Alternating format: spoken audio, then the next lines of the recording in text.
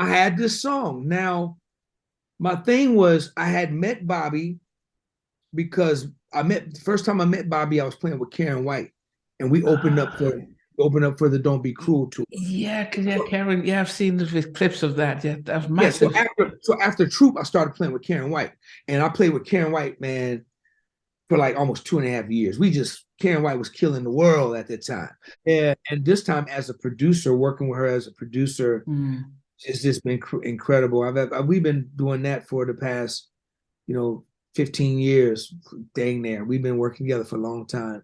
But started working with Janet afterwards, and then I'm in the studio after the Rhythm Nation tour. I'm in the studio writing the song that I got for Bobby Brown. I'm trying to figure out how to get it to Bobby Brown.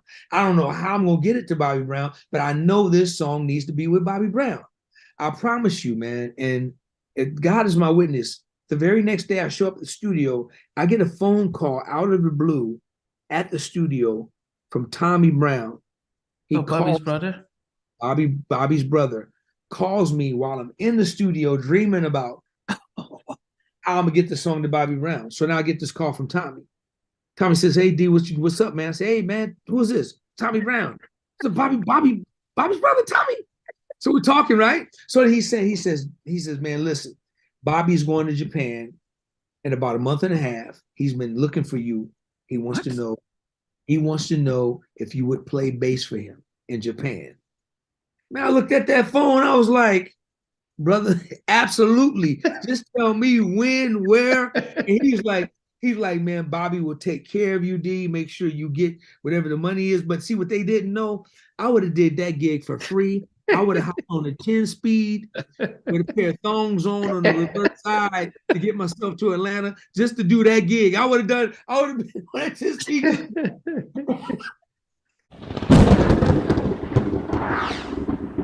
Yeah. Because of our international audience, it's always good to get a pitch as to where you were born and raised. Okay, so yeah, I'm born right in Sacramento, California. Okay. And, in the U.S. Right here in the heart of Sacramento, in a little community called Oak Park, California.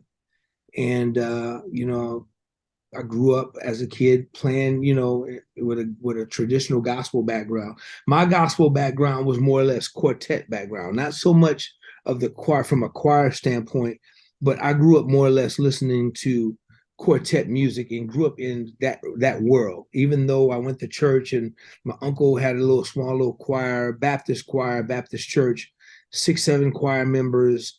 I was highly and strongly connected to the quartet genre of music. What is that? What is groups like? So when a lot of people hear quartet, they think it's like some kind of barbershop thing. But quartet was a genre of music, man, that hails from the Dixie Hummingbirds, the Five Blind Boys of Alabama and Mississippi. The Mighty Clouds of Joy, Dixie Hummingbirds, the Gospel Keynotes, the Pilgrim Jubilees. So more like a quartet group with like maybe 3 background singers and a lead singer and a full-blown band with more likely 2 guitar players, a drummer, bass player. And when it started probably started back with just a guitar player and hand clapping and foot stomping back in the day. And that's kind of like how I was raised. Those are my roots, the quartet gospel roots. And I was raised on that. And then I was raised on, Thomas A. Dorsey, who created a lot of old Negro spiritual hymnals that still live to this day. So those music like that is kind of the music that I pretty much grew up on. Yeah. So the quartet music, Helms, in quartet music, man, it's a mixture of gospel music. It's a mixture of blues. It's a mixture of country, kind of same chord progressions, just real raw, natural raw. It wouldn't, they did a whole lot of hollering and screaming. In fact, the big choirs back in the day, they were not attracted to quartet singers because the choir singers had more finesse, had more melody, harmony, more runs, and quartet singers were just the screamers and the squallers, and so the choirs would complain that the quartet guys was coming in hollering and screaming too much. But Dad just loved that as a kid, man. Wow. So that sounds like a 90s R&B. Oh man, it's really cool. And to this day, that root still lives in me.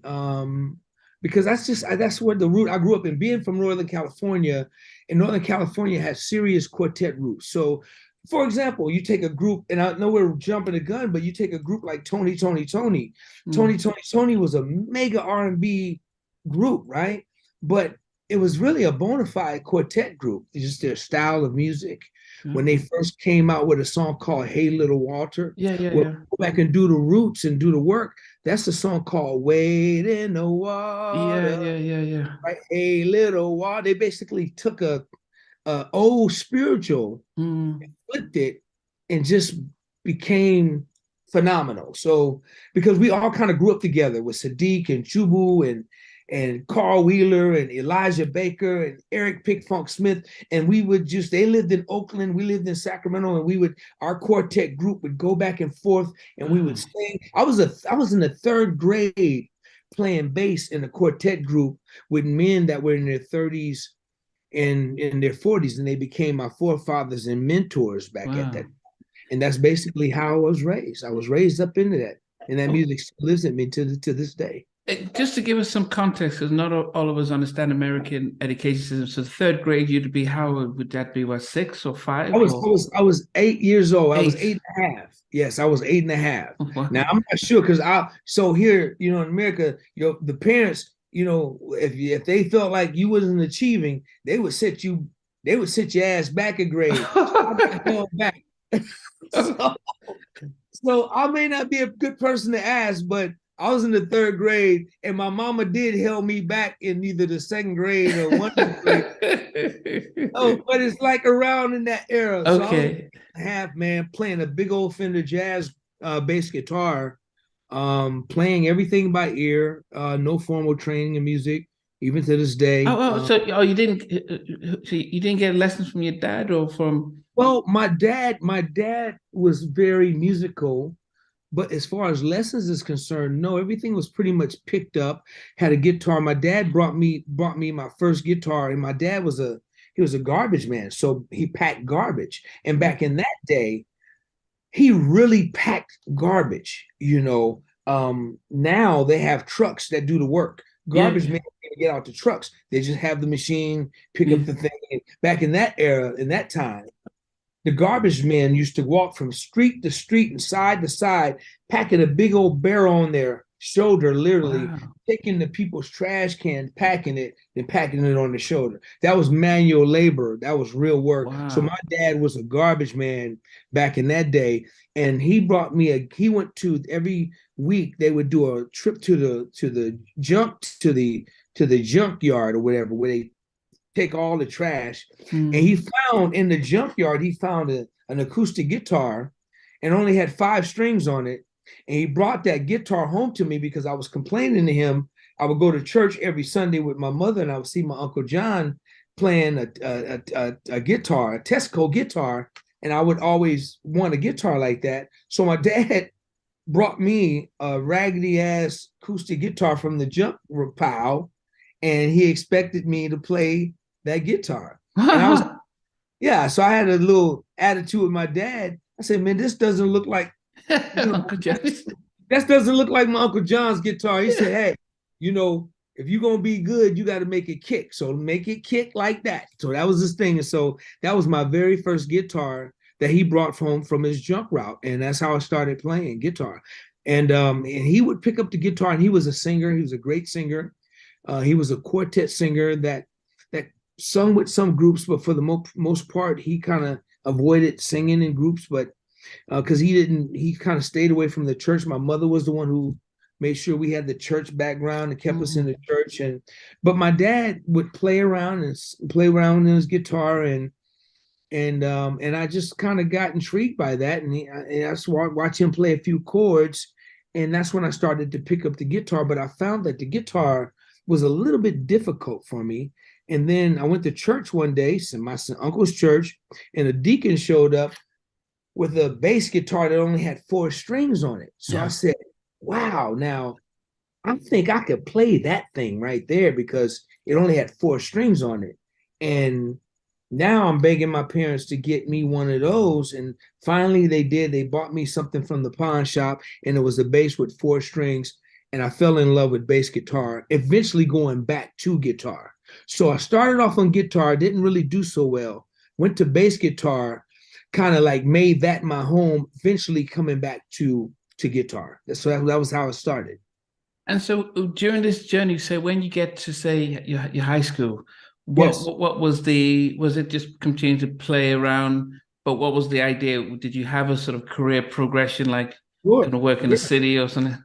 Yeah. So high school, so I never was one growing up.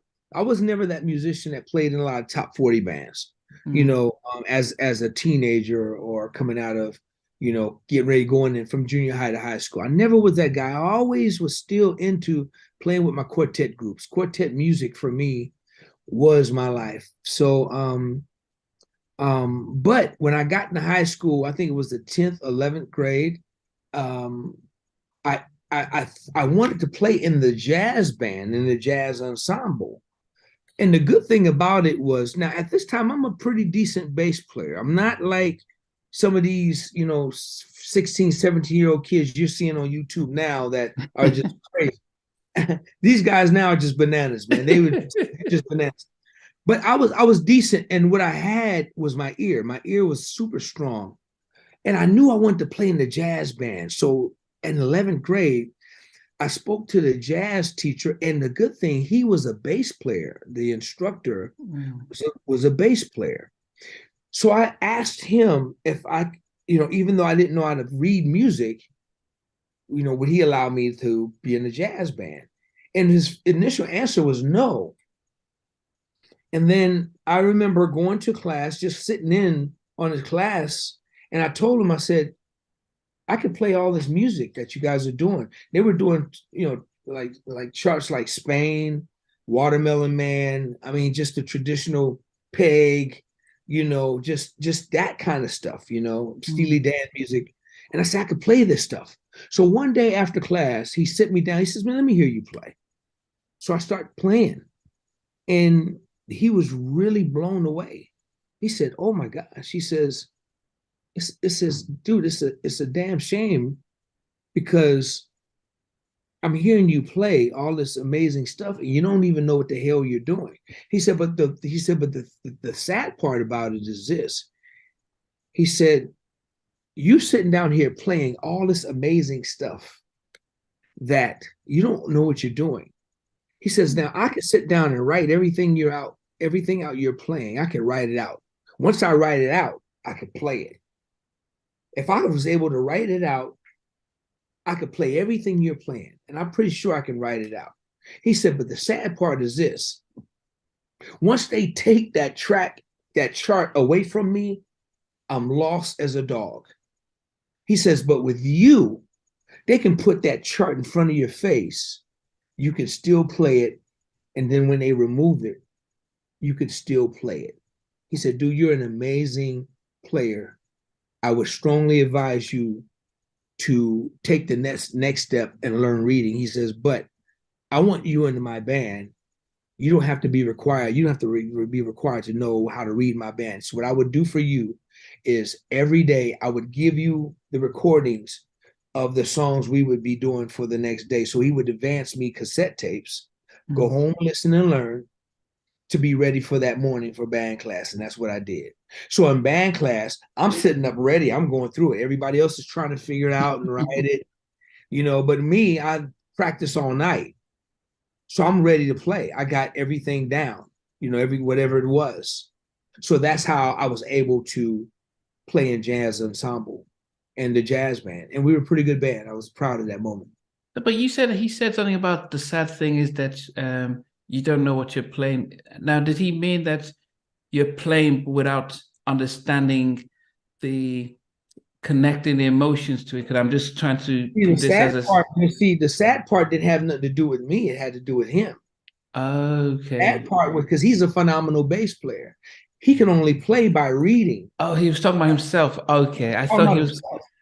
He can Okay. only play by reading a chart. Me, I didn't need no chart in order to play what I was playing, because you can put the chart in front of me, I'm playing it. You can take it away, I'm still playing it. See, a lot of readers, once you take that music away from them, they're lost, because they can't rely on their ear, and the only way they can relate to that music is reading it, right? So people who play by ear, they rely totally on the strength of their ears and what they hear. Now, I'm not saying, for me it worked. For me it worked. Do I have any regrets about it? Of course I do, because now as I get ready to hit my 60s, I want to conduct, I want to do orchestra. There's a lot of things that I want to do that I got to go back and learn now, because it's going to require the theory that I never got. So I put that on hold for the most part for all my life, because I didn't need it. Because most jobs I went on, just let me hear it, and I'm going to play it exactly like you guys recorded it. On everything I've ever done, I relied solely on my ears. But now, as in my older years, I want to get into a whole nother part of music, because I'm in the scoring now. I'm in the arranging. I know how to do it. I just don't know what it is. I can't tell you what it is, and that's the part that I got to get. Okay, and I think what is interesting there is that my background would be going to a Pentecostal church, and I know that the band could just go from one song to another. Sure. They don't need to know the music, and even if you don't know it, you can just hear what's going on and just jump in. But I've been to sort of traditional environments where, okay, what do we play next? And they stop. Okay, start from the beginning. They need someone to intro it, and it's almost as if they had to read what's going on. Exactly. Yes. And I've always wondered, is there more of a skill to be able to just hear and just like, oh, this is where we are. I know how to flow with it, and just almost like surfing on the music, as opposed to having to be timed and have to be mechanic with it. That's a great, man. That's a beautiful question. I'm so glad you asked it, because I think it's 50-50. I think they're both skills, because everybody's not blessed, man, just with an ear for music to be able to hear music naturally. In commercial pop music, I would say probably 75 to 80 to 95% of the musicians probably are not readers, just because, especially now with the technology, now you can take your phone and make beats, and these kids, it's just a plug and play method. So the theory part is not really, even more so now, is not that important to them, right? Man, that's a blessing, man. That's a gift from God. Everybody don't have that. Just like everybody don't have the talent to read these incredible, mind-blowing charts. Man, that's a thing that I never had, and I know that if I had that with the way I'm into arranging and people and different orchestrators that conductors that I love and listen to, from Claire Fisher to Jeremy Lubbock to Benjamin Jeremy Lubbock, yeah. The people I love. I've worked with Jeremy, and people that I love, if I only knew what they knew and put it to what I know, I think my gift would even soar even that much higher. Okay. Because it's all math, man. It's numbers. Yeah. The numbers is even numbers before it's sound. But it's like this chord works with this chord. You put this number chord with this number chord. Let's see what sound it makes. And they play it. Oh, that's interesting. That sounds great. Let me write it out. We'll use that. Versus somebody who's relying on their ears to kind of hear it the way they hear it and arrange it.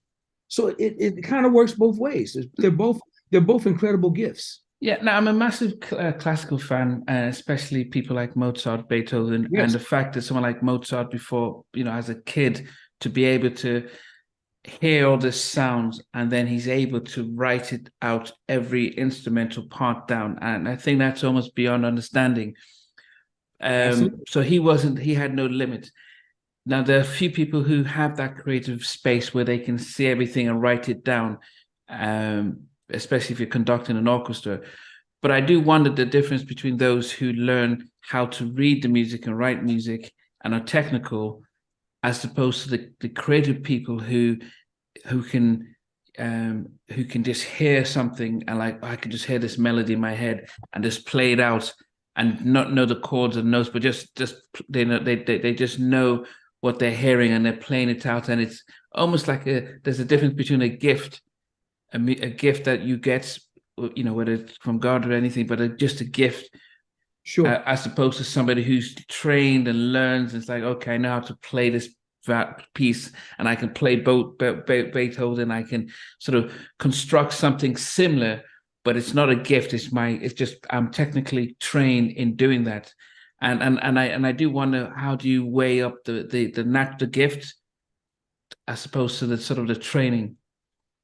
I got to be honest with you, because I'm on the gifted side. Mm. I'm on the gift side, and I know how I'm so grateful for what I've been blessed with.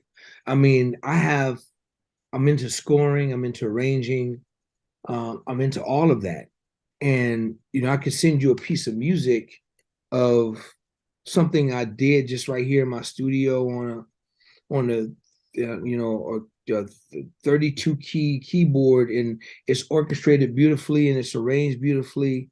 Or I could send you music and you would think that whoever did this is a serious keyboard player, because I'm not a serious keyboard player. My main thing is bass. I understand guitar. I play guitar. So I understand chord melody. I understand vocal melody. I understand harmony. I hear how it works. So I rely on that, even from arranging. So all my string stuff is arranged one note at a time.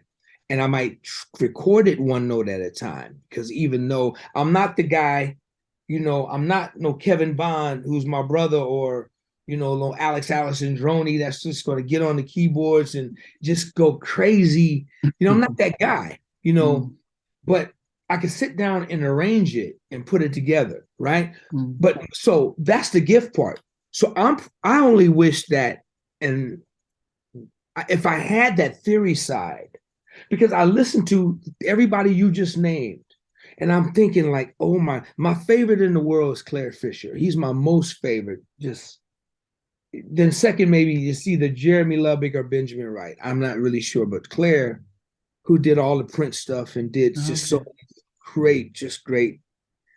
I just listened to it and I'm like, dude, what are you thinking about when you do those arrangements, man? What are you thinking about? Now, I've never set up, I don't have an orchestra. I'm not a conductor. And I love, there's a brother right now named Derek Hodge, man, who's a phenomenal musician, bass player that I'm watching from a distance. He's a good friend of mine. I just watch him and I admire him, what he's doing so much, because he's living that dream right now and conducting orchestras. And so that's something that I want to get into. And I'm praying to God that that I can get into it. You know, because if I could just take what I know and then add the theory part to what it is I'm doing, I think it could just really elevate my creativity and things I think about, and I'm able to hear different, because now I know what it is mathematically, from a number system, from the theory part, but not only that, from the ears part, because I'm thankful for the gift that God has blessed me with. Man, I've been touring. I was a tour musician for over 30 years, playing with so many different people, and no one has ever said, Derek, here's the chart song. They said, hey, bro, learn these songs off the album. And that artist wants you to learn them records exactly like them records. So if you're coming in there thinking you're just going to do what you want to do, you're going to be sent home real fast, my brother. So they want their records played like the records before you come chiming in thinking you're going to add you to it. No. Learn them dang records, bro, because if not, you're going to be getting the early exit to the crib. And then once they give you some freedom to kind of like spread out a little bit, that's good. So that all comes from the gift of hearing. I tell people all the time, if you can hear it, you can play it. Yeah. Not if you can play it, you can hear it. But if you can hear it, if you can sing it, right? Even if you can't play a piano or a guitar, you can go to a piano and just do one note at a time and figure it out. So if you're singing the melody to A, B, C, D, E, F, G, if you can hear it, you should be able to go to that piano and find whatever key you're starting it in and sound it out slowly and and carefully, and make sure you're playing the right notes. Star Spangled Banner, whatever, national anthem, whatever it is. If you can hear it, I tell everybody, if you can hear it, you can play it. And I stand by that. Yeah, and I guess my question then becomes, just because when I've been able to speak to, say, songwriters, so like a Timmy Gatlin, and when I spoke to him about creating the Guy album and I Like, or Peace My Love, and he's like, the words just came down to me and I just wrote it out in 5 minutes, and I'm like, but he said, look, I don't know how it happened. It was a gift from God. I just heard all the words and wrote it down. And then it almost, and even when I spoke to Marvin Riley Jr. about when he was writing all the hits for Ready for the World, he said he just sat by the piano and it just felt like he got like Neo from Matrix. It just downloaded. So it became a sense of, well, that seems like a gift that you just have, where there's an amazing creativity, but they're not working extra hard, thinking out one line, writing it out, and trying to move things around. And I wonder, when you're talking about moving to another level of being a conductor or an orchestra, and I'm like, well, if you've already have the inspiration of the music inside, when you partner up with somebody who knows how to, almost like if you're a script writer, and then you say, well, I here's the script, here's how I seen it, and then you get a director who says, well, I know how to get the people to interpret what you've said, as opposed to being a script writer then saying, well, I'm going to have to direct and produce. I mean, does that limit you to conduct an orchestra alongside somebody who knows how to take your words and then say, well, let me write it out for you as you speak, and I'll almost like Aaron and Moses kind of thing. Like, sure. Well, dude, that's great, because they do have, like, the conductors might have somebody, and they have it there. There's a title, I can't think of it right now, that just basically score everything out, and then they give it to the conductor, where he doesn't have to do that part of the work, right? I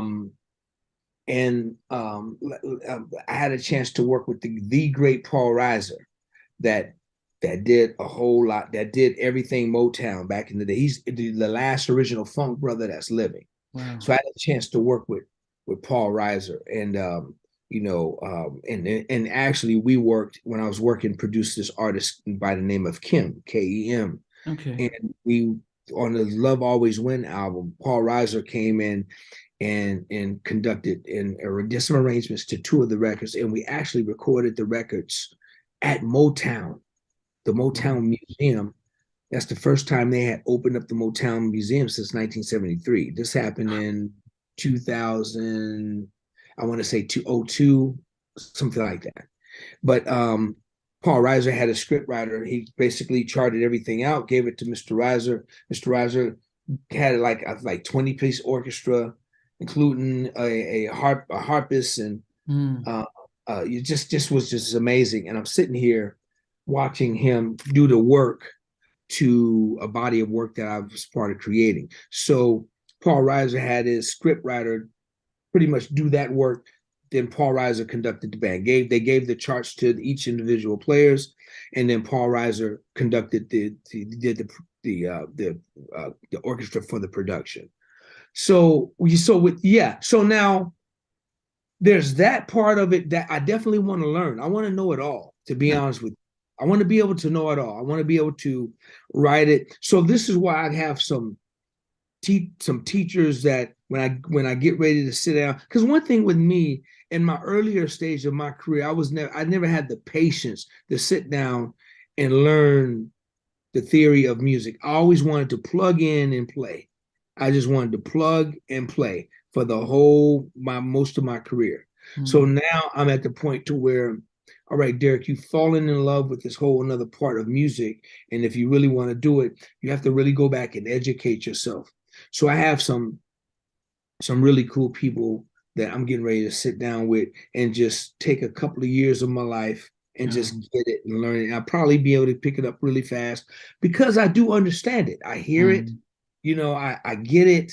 I don't think it's going to take me that long, but I definitely want to understand all facets of it to your questions that you're asking. So yes, there are individuals that have certain jobs to do when it comes down to an orchestration performance or orchestra performance. Absolutely. Yeah, different individuals that have parts to play. So I mean, it was good just to get that sort of understanding, and I think it harks back to when you did get to join the jazz ensemble in high school. Was it still just most of a hobby? Instead you could have done football, basketball, but you played jazz. What? Man, you're all in my head, man. Let me tell you. I wanted to be a football player, dude. Okay. I wanted to play football. I never, music growing up as a kid, music all through my house, but still growing up as a kid, I wanted to play football. And I always thought I would be a football player. And my brother would always say, nah, man, you need to do music. And I'm going to tell you that everything changed. Was in 81. I think I was in ninth grade. I was in freshman. The year was 81. And President Ronald Reagan had been shot at during that time. Same day. That day right there, I'll never forget it. That's the day my life changed, because that morning of that day, we were getting ready for football season. The basketball players were getting ready at school, and we were out in the back. We were dunking volleyballs, and it was foggy, and we were just slam dunking, very athletic. So we just back there having fun. And I remember I went up to dunk a volleyball, and all I remember is coming up and just hit my leg snapping and twisting. It was like a Joe Theismann type of injury. I came down and just jacked it up. The next thing you know, they're rushing me in the hospital. I'm on the operating table the same time that the whole Ronald Reagan commotion is going on. And it was so bad because my mother, she was crying, worried about me, and the whole world was worried about Ronald Reagan. So all my doctors around me, they were supposed to be tending to me, but they were up there looking at the TV. And my mama was cussing all of them out, cussing everybody out. So I'll never forget that day, man. And that was the end of anything I thought about was football, anything. And it went from there when I wanted to do, so freshman, right? So it wasn't until I was a junior was my first year playing in the jazz band. Yeah, junior was my first year. So sports is over. Took me months to heal from this crazy accident, rebuilt my leg, and then it was just completely all about music.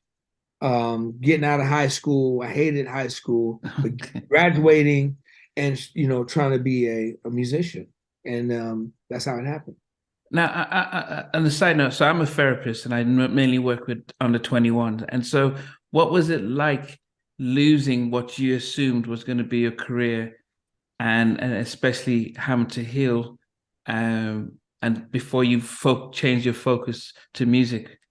You know what? It was gut wrenching, man. Because when I tell you I was a diehard football fan, I mean everything about me was I wanted to play football. Everything about me, was playing football. But I also loved the musical part about it. When that went away, it was hard. But I also knew I had another thing that I loved just as much. So with the help of my mother and through my brother and the encouragement, I was able to make it through it once. I think I was able to make it through it once I was healed, because I had a cast on. Man, I was in the hospital for a month with a broken leg. I was in there for a month, yeah.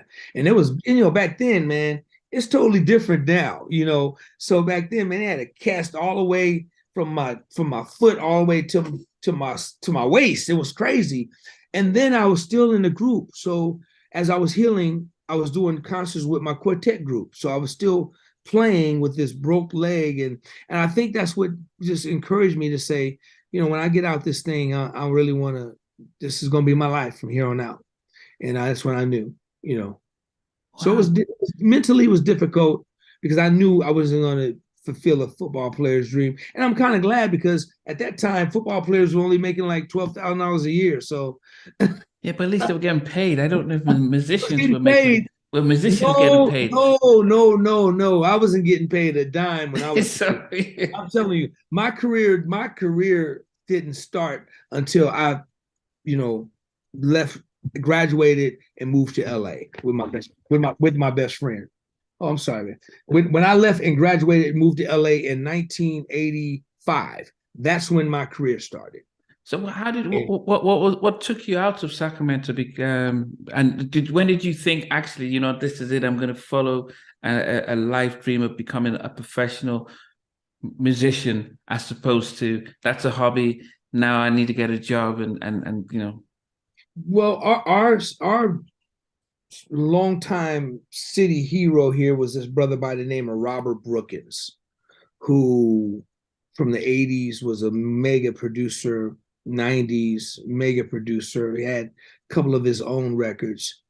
And at 17, he was, playing with George Duke and Stanley Clarke and everybody. And so he was our hometown hero. He's passed away, but he was our mentor. And I know that just watching him, and then the opportunity, Sacramento, where I live, was a very farm town. The opportunities were slim and none. And so I knew that if I wanted to pursue music, I was going to have to go where opportunities was happening. The good thing was that I'm literally about 75 miles from LA. So I wasn't going to be too far. At first, me and my friend, we would just commute. We would just go to LA just to smell the air, man. We would go to LA we knew that during high school, after high school, I got a job. Mom's like, listen, dude, I don't know what you're going to do, but you got to get a job. So I got an industrial job where I was sanding water beds and spray painting water beds, coming home all messed up. And, minimum wage at that time, I don't know, was $3.35 an hour. I can't remember. But I do know that wasn't going to be me. And so me and my best friend, we said, we thought, we just had this vision of LA and Hollywood, was that we thought that if you show up there, so me and my buddy would literally save up some money we would make it from our jobs. We didn't have no car, no transportation. And we literally would get on a Greyhound bus. Now at that time, I was one of those bass players that didn't have a bass rig. Bass players used to play out of PAs. They used to play out of like a PA system with a PA board and two big old column speakers. That was my bass amp. So, and my buddy had a Pearl electric drum set. They had the Simmons drum set, the goo, goo, goo, goo, goo with a brain. He had that, and I had this big old PA. We would literally, man, find maybe twice a month, we would go down to Greyhound, put all that stuff on the bus, have the bus, catch the bus to a Greyhound to Sunset Boulevard in Hollywood, get dropped off there with nowhere to go, nothing to do. So we would get a cab, we would find the cheapest hotel we could find to stay in. And at that time, the money we had, we would have to go from Hollywood down to Slauson or Inglewood or in the hood and find a room like $16.95 a night type of thing, where the dope dealers, the prostitutes were, and the gangbangers. But we would go have a double bed, and what we would literally do for the weekend is we would set up our equipment in the room and just play and open the door thinking we was going to get discovered. And it didn't work, but what it did work for, it worked for all the dope dealers. We'd be standing outside watching the prostitutes, the gangbangers. They would be like, oh, you young dudes, y'all gonna make it. Then by that Sunday, we would pack up our stuff, get a cab back to Greyhound, and come on back to Sacramento. We did that for months and months and months. Nothing ever happened until we got a call from a local guy in our city saying he had a gig to do for artists in LA. And he used myself and my best friend. And we went down there and did a real gig for like, like a weekend, but we rehearsed for a whole week. So now we're down there with a place to sleep. We have a gig to do. And then we did one gig at a place called a Cover Girl. And then the next time he got booked to play at the Roxy. Wow. So now we're like, wow, the Roxy, this is big time, Yeah. And so our second big gig was at the Roxy. Well, while in that band, we were networking. So we met a keyboard player, a cool white cat who was just really cool, who loved the way we played.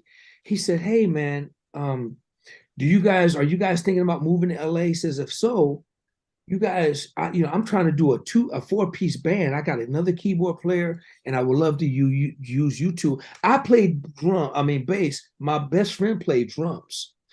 And he said, man, we could put a band together and play. Now, he lived in Irvine, California. The place we were going to play in is Newport Beach. So we said, wow. And he said, listen, man, my folks got a big old house. Yeah. You know what I'm saying? So he said, you guys are more than welcome. So now me and my best friend, these two little black kids, with this, this modern middle class, upper class white family in this Brady Bunch looking house. In Orange County. Oh, dude, in Orange County. There you go, in Orange County. Yeah. And it's like, dude, we got to the house, we were like, oh, this is, man, we thought we were like in heaven. So they welcomed us in, and we actually, that was the beginning of like our career. So once we tasted that, we saved our money. My best friend's brother bought us a little Pinto, and we packed everything up we had and rode down to Orange County and stayed with this family that welcomed us in. They treated us like family. Wow. And we was playing a gig every weekend. We were making like $75 or something like that. But to us, that was something. Yeah. But eventually we wanted to move closer to LA. And then, so that's when our journey began. And I'm telling you, 2.5 years of a struggle, then things started to really Wait, happen. how long were you with the fam? Did you stay at their house? We stayed there about 4.5 months. Because what was happening is, when you feel like you're wearing your welcome out. You know what I'm saying? Yeah. We was getting those hints like, how's any work in LA? So my boy was like, hey man, we just knew it was time to go. So, but what we would do during the day, we would get in our Pinto during the day. We would play on a Thursday and Friday and Saturday.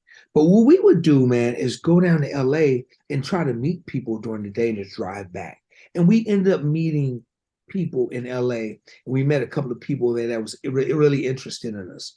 And so after 4.5 months or so, it was time, and we found another living situation. And then when we didn't have a living situation, we was living in the car. We were sleeping in different parks, Hollywood Park, wherever we could sleep in. And it was a struggle, man. It really was a struggle. Wow. And I lived in Redondo Beach and Culver City for a while. So I know Orange County. So our struggle ended in Redondo Beach after living with so many people. And when I tell you we lived in harm's way, we were in danger zones, man. We were living in dope houses that we didn't have no clue we were living in. But our last of it was in Redondo Beach. It was a lady that took us in with her 2 kids that lived in Redondo Beach. And she had a room. She had 2 kids, a boy and a girl. And she had a room. So they had 3 rooms. She put the little babies in a room and gave me and my friend a room to stay in. Wow. While we were living there, my friend got a phone call from this brother I was just telling you about, Robert Brookins. At the time, Robert Brookins was working with Stephanie Mills. He produced Where's the Love? And he and Stephanie Mills had a duet called Where's the Love? But at the time, he was the musical director for Stephanie Mills at this time.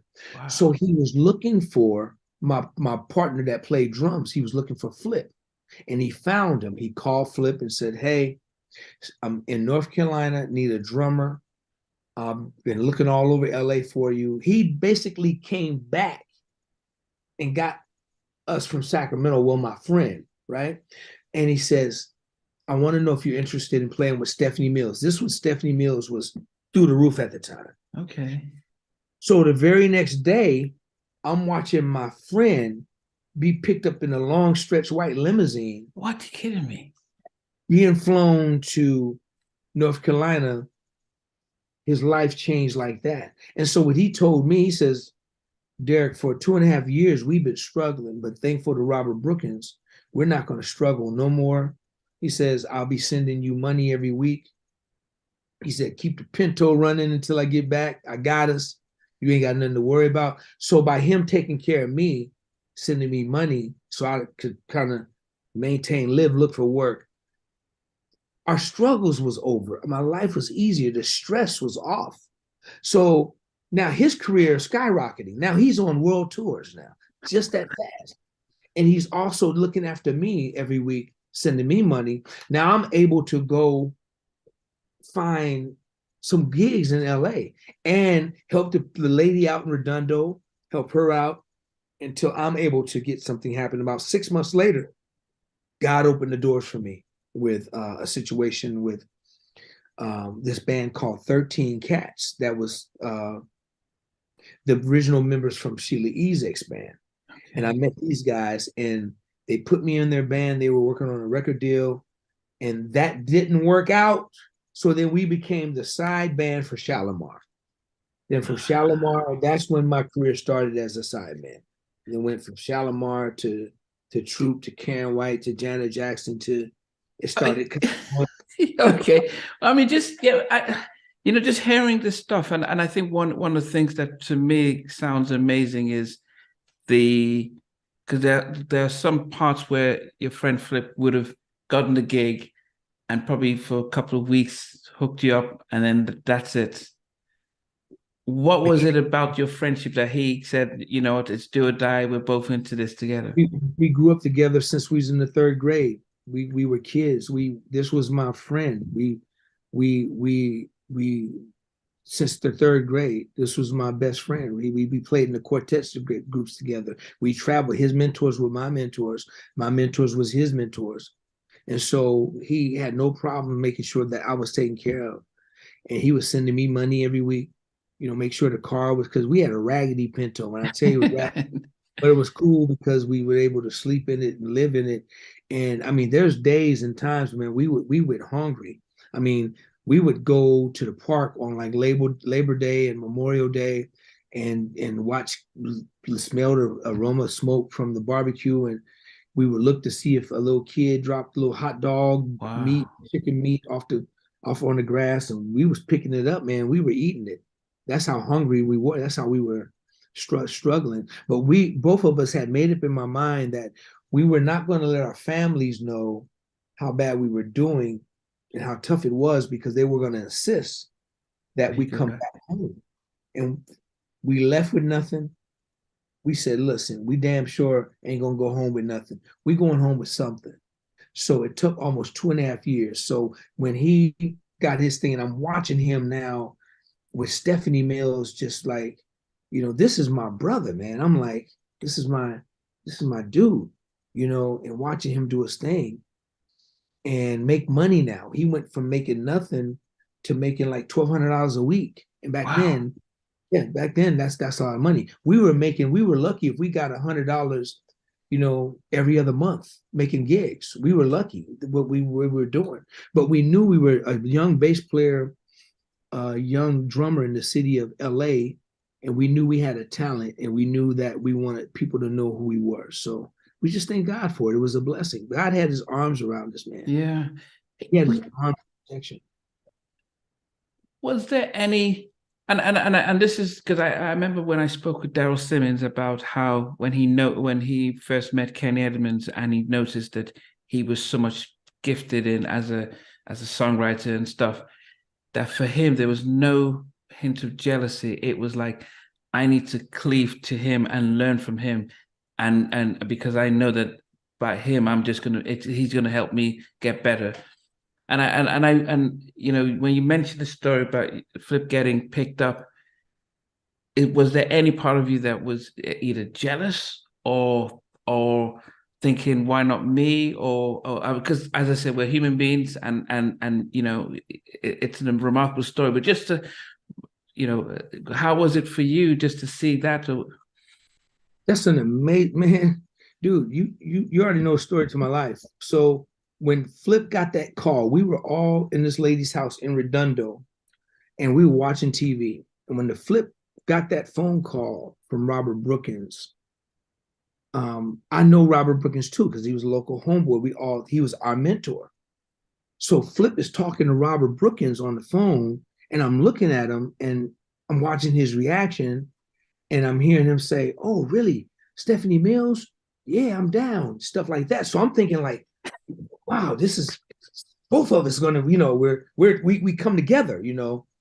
And so when he got off the phone, he said, he was telling me what it was. And I asked him, I said, so what about a bass player? You know, and he's like, D, they're using this guy named Gordon Jones, who is phenomenal. Bless him, he just passed away recently, but who was a phenomenal bass player from Sacramento, Robert's right-hand man. Okay. So I'm like, oh, wow. I think I was more, I was definitely not jealous, not even. I just think I was hurt more from the separation. I'm losing my dude. My dude is leaving me, you know, more than anything. It was more or less a thing like that. But happy as all get out for him, because I know this is going to be life changing for him. You know, not even expecting him to do anything for me, but it's because of our brotherhood. He turned around and made sure that that point was made that, hey, dude, we are going to be taken care of. We are going to be taken care of. I didn't ask him to do that. I wasn't expecting that. I was more happy for the fact that, man, you know, my dude, and I was sad because I spent 2.5 years with my best friend. Now he's leaving me. You know, like I'm sad because more of that. But no jealousy, no nothing, man. I was his biggest fan. He's my biggest fan, even to this day. You know what I'm saying? And so that's a great question, but no. And he turned around and said, Derek, but you don't have nothing to worry about, man. I'm going to be sending you money every week. And the only thing I say, thank you, bro, but you don't, you know, no. Man, we've been struggling for 2.5 years. We ain't going to never struggle another day in our life. And you know what? We never did. Wow. To this day. I mean, that's amazing. I mean, because the only other person I've heard of this was Jimmy and Terry. And you know, and we don't hear enough about Brotherhood and about this, that sort of like we've got our back, and not feeling that you've made it and you've forgotten me and stuff. Yes. And that's really important for us to be able to hear and see, you know, and for those of us who may be Christians might think and see, well, what in the midst of all that, you know, what's in my heart, and am I being tested, you know, in the midst of that. Exactly. Yes. So when this how then from getting with the going on tour with Charlemagne, so when did Flip stop sending you money? When did you feel like, okay, yeah, Flip is okay now? I'm gonna tell you, when I told Flip, bro, stack your money, I'm good, was because about 6 months after I got a call to be in this band with Sheila E's band called 13 Cats, and we were trying to get a record deal with Motown with Steve Buckley at the time. This was way back in the 80s, and we were rehearsing every week. So guess what? We were getting paid. I was getting paid $400 a week just to rehearse. So to me, I'm in heaven. Now I bought my own car. I parked the Pinto somewhere. Dude, you know, I told Flip, I said, bro, I'm good. I got this. And he was happy for me. But we wasn't doing nothing but rehearsing in Mulholland Hills. And this investor who was investing this money into us to rehearse every day. That was our job, 5, 6, 7 days a week, just to rehearse. And when we didn't get the deal we did a showcase at the Roxy, and we didn't get a record deal. We decided to all decided and started playing with Shalimar. I did some other side stuff. Like I got a call to play with El DeBarge. He did a thing on a TV show at the time called Sidekick. Yeah, what is that? Sidekick. Yeah, Sidekick. There was a thing. It was a TV series back in the day, Okay. and it was just like a one-off type of thing. Okay. And the same band we were his house band, right? Or his Wow. fake band, TV band for the show. Okay. But that same band, we went on ahead and did. O'Brien called me and asked me to play some. O'Brien was another dude that looked out for me and gave me a position in his band as just on a Soul Train thing and playing guitar. He had an incredible bass player named Melvin Davis, who was just one of the world's greatest right now. That was one of the things. But we went and started playing with Shalimar when they did the circumstantial evidence. So this was like right after Howard Hewitt left. And they had Delisa Davis, Sidney Justin, and Mickey Free. And that was like my first really initial kind of touring thing, with Shalimar. Yeah. And then Shalimar just kind of sprouted. Yeah, and I just wanted to go back because El's been one of my favorite guests, and but what was it? Has he just finished doing Rhythm of the Night and I Like and all that stuff when you met him? Did you know this is El DeBarge from the Barge? And so no, I knew of him, was a fan all my life, but okay, know him like that. We just happened to be a TV band that got hired and we got picked to do it. And it was crazy for me because I felt like a movie star because I remember before the episode showed, man, I remember coming home, flying home, and I rented me this limousine, man. At the time, limousine was probably like $50 an hour, and my mother had never rode in the limousine, so everybody was talking about me going to be on this big old show. So I came home, got a limousine, and my mom was in the house. She was living in a duplex. So I run in the house. I said, Mama, come on out. I'm going to take you for a ride. And my mom said, well, baby, I got the rollers. And I said, nah, you can't keep in there, baby. This clock is running out, baby. Get on in here now. We're going to run this whole hour in this limo. So did that. And I'll never forget that week, man. That was a great week. And so that show aired. So that was my big TV kind of thing. And so now, man, kind of making a name, people, one thing I tell a lot of people who are struggling and trying to come up and trying to do things is, and when people don't believe in them, don't get discouraged. I understand it. People only believe in stuff that they can see. People don't believe in your dream. They never will. Nobody's going to believe in your dream, but they're going to believe in something with some substance in it. In other words, I've had goals. I've shared my goals with my mother and with other people. Homeboy, yeah. But it wasn't until they start seeing stuff to where they would take the reality serious or take the dream serious, right? Now, you also have to be careful, and you have to say, oh, now you want to believe in me. We cool. We gonna be cool. You know what I'm saying? But them ones who believed in you and never doubted you and supported you, them the ones you keep close. But that's when kind of things people say, oh man, this thing is really serious. Oh, you're really doing it. Oh man, saw you on TV, big network. It was a big series on like ABC. It was huge. And I got some good shots. I went to there's a store here called Oak Tree, man. I went and got me an Oak Tree outfit, man. I was clean.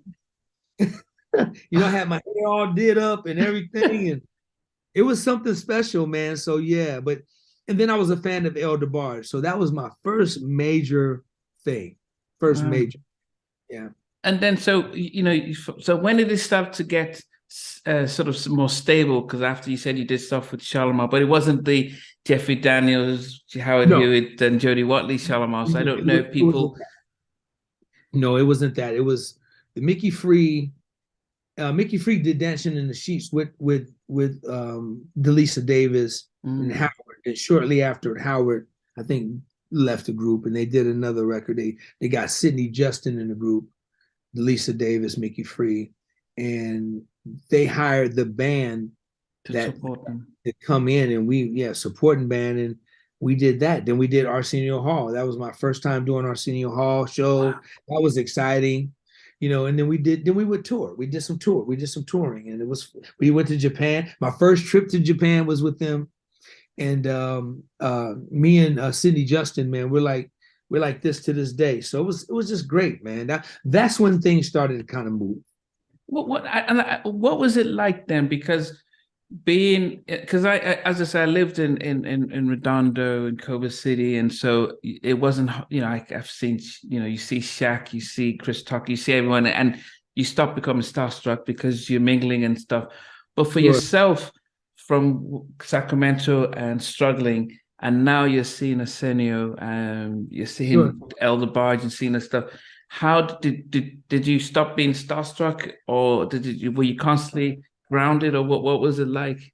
Well, I definitely was constantly grounded. And once again, man, you're asking a great question, because the way my story goes is, when I left Sacramento, I promise you, man, I never ever thought I would be coming back to Sacramento. I thought I just wanted to go to Hollywood and just become this rock star cat and just do the whole thing. But I didn't last. I just couldn't take it. It wasn't so much the city of LA, it was the people. And Sacramento was such a family town, farm town, country town, slower pace. And that's kind of like what I was used to. So what I ended up doing is, once my career started to get established, I uprooted. I came back to Sacramento, and because I didn't like the Hollywood shenanigans, the phoniness, the people, the lifestyle of what that part had to offer. So once I was able to establish home, I came back to Sacramento, made it home for me. Okay. Yeah. And I still commute to LA to this day quite often, but Sacramento was just it for me. It was just, yeah. By this time, then, wasn't Jay King with Club Nouveau and Timex in Sacramento? So didn't you then think, oh, okay, we've got the big #1 record coming out of Sacramento and stuff like? Yeah, Jay King Jay King was one of those guys that was under the leadership, the mentorship. We all idolized Robert Brookins. Robert Brookins was the guy. But then Jay King, you talk about a guy that believes in faith, what he did with his career. I've interviewed him for an hour and a half, and he's one of my, he's very a straight shoot talker and stuff. He knows. Yeah, absolutely. So when he hit with Rumors, it made you proud to be a part of the city, because you're talking about an independent record that was the biggest record in the world. And I was in Nigeria, and it was a massive record. And I tell people that sometimes you think how big it is in America, and I'm thinking, but we're in Nigeria in the 80s without internet. So if a song can cross globally, it was massive. Yes, it was. It was very massive, man. So Jay made everybody proud, and Jay took a liking to me at an early age, and he's been my brother ever since, man. So then, but by the time all that was happening, and then Foster McLaren, when they split up and started you get the Tonys coming out of the Bay Area, and then you had En Vogue and stuff. Did you then think, okay, because you said is that when you relocated back to Sacramento? Or Pretty much. Yeah, I relocated during those times. During that time, I think actually I relocated my life. I was still commuting, but when I was playing with Shalimar towards the end of Shalimar, I had relocated because it just was the thing for me to do. And then after that, it didn't last long because I got called to play with Troop. So I toured with Troop after Shalimar. And what was cool about playing with Troop, that brought me and my best friend Flip back together. How so? We were playing back with Troop together. We both auditioned for that gig at the same time. And we ended up that was on their first album with Mamacita and My Heart and all that stuff. So, and that was a fun gig, man. Playing with those guys was just incredible. So I've spent time with John, and he's a regular. Good. He supports the interviews I do and stuff. And when Troop came out, and I remember being in Nigeria, we were saying that they were dancers who could sing, because we were so mesmerized by how well they danced and the fact that they could sing, and there was no one else doing that. I mean, as much as we laud New Edition were very good with this whole Motown, the steps, but Troop were just blew our mind. And they were doing it live, and especially if you see their shows on Arsenio Hall. So as a band supporting Troop, it must have been high energy. Just watching the shows must have been unreal. I mean, what was it like? Yes. Oh, one thing about when Troop came out, what separated them to me from New Edition is they dance real hard. They dance so hard, man. And what I mean by that, everything they did, every accent to I mean, they were hard on the band. I mean, we would have to get everything was just, it was almost like Janet when she came out with Rhythm Nation. Mm-hmm. Janet was dancing real hard. I mean, they were like hard dancers, from the popping to the locking, and the energy was New Edition became really New Edition as they got older at the time were dope, but they were polished. They were more finesse dancers. Troop, they were street dancers, and they danced real hard, man. And the energy was electrifying. And you're right, all of them could sing like incredibly. They all were great singers. John Allen, Reggie, Steve, Rodney. I mean, those boys were just incredible, at that time to be so young. And they were really, really hungry. They were hungry to show the world that.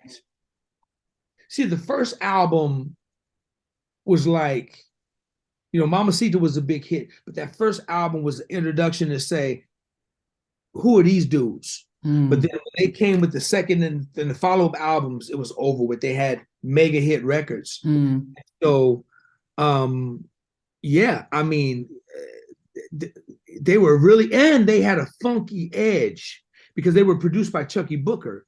And so when you had well, even before Spread My Wings, Chuckii on the first album did, I'll never forget, man, when I joined the band, they gave me a copy of the album and they said, yo, Derek, you got to listen to a song called My Heart. I'm like, cool.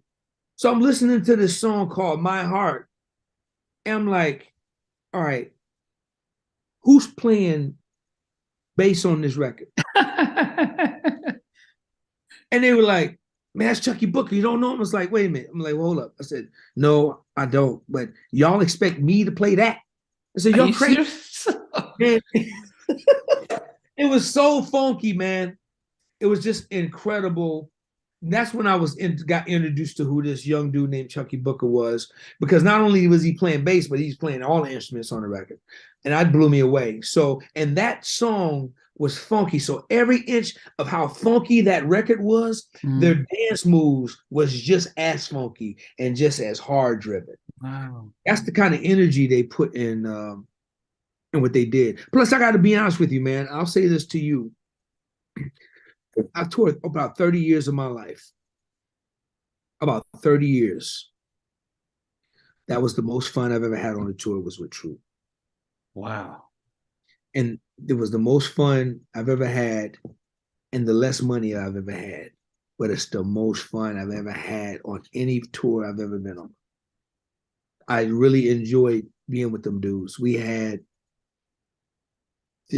had the time of my life with them guys.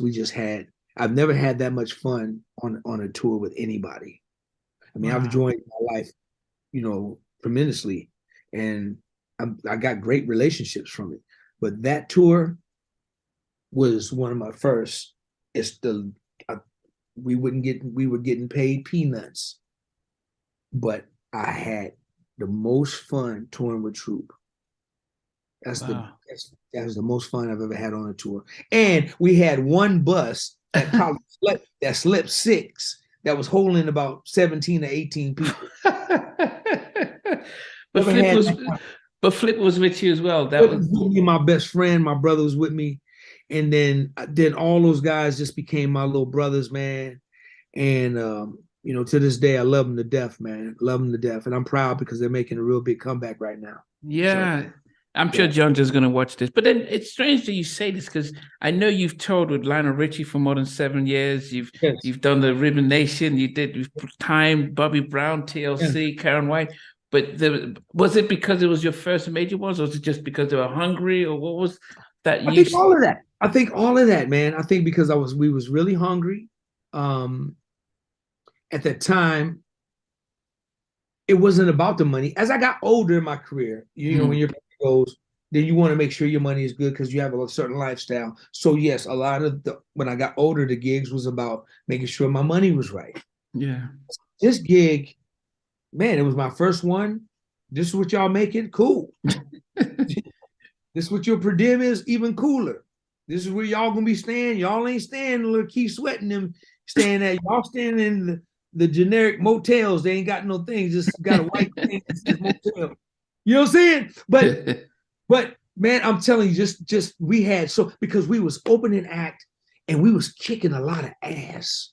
Those boys were second to none, man. Who was headliners then? If they were just opening, we were opening up. We were on tour like with Keith Sweat, Rob Bass, Kid and Play, just a lot of during that time. We were doing dates like that, and then we did our own shows. Okay. Then we were doing our own shows. Then we would do a lot of the festivals. Okay.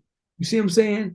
But man, it was just the most fun that I ever had just on any tour in my life, just irregardless of the circumstances. I remember one time the bus broke down on us and we were somewhere. I can't remember, but we just had so much fun, man. They had a phenomenal band. Christopher Shoy was the musical director, and my boy Romeo was playing guitar. A keyboard player named Greg, I can think of his last name. This was a phenomenal band, man. It was just my boy Flip on drums. Wow. It was just a great time, man.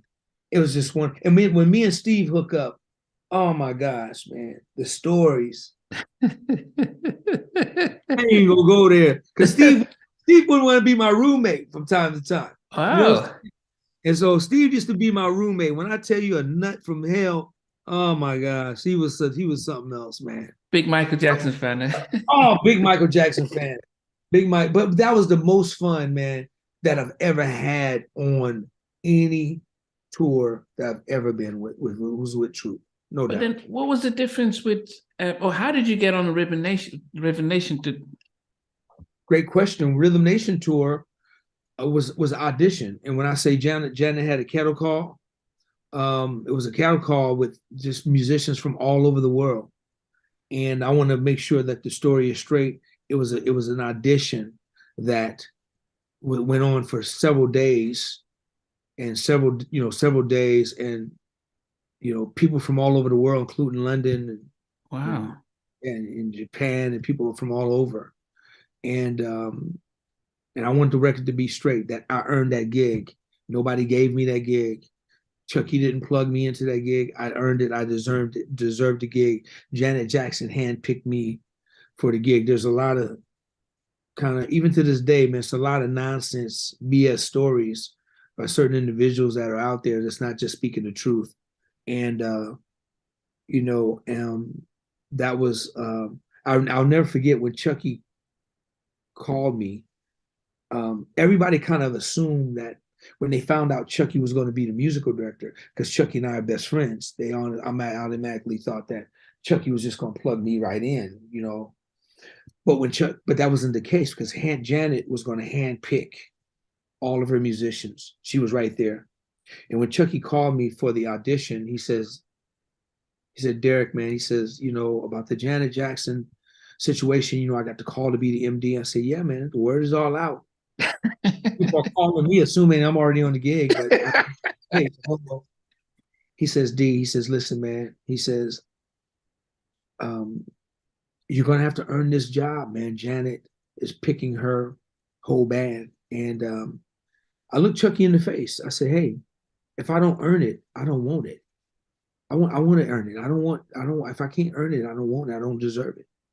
He said, the best thing I can do, D, is get you an audition. That's all I need. Just give me an audition. Let me know where I got to be and how.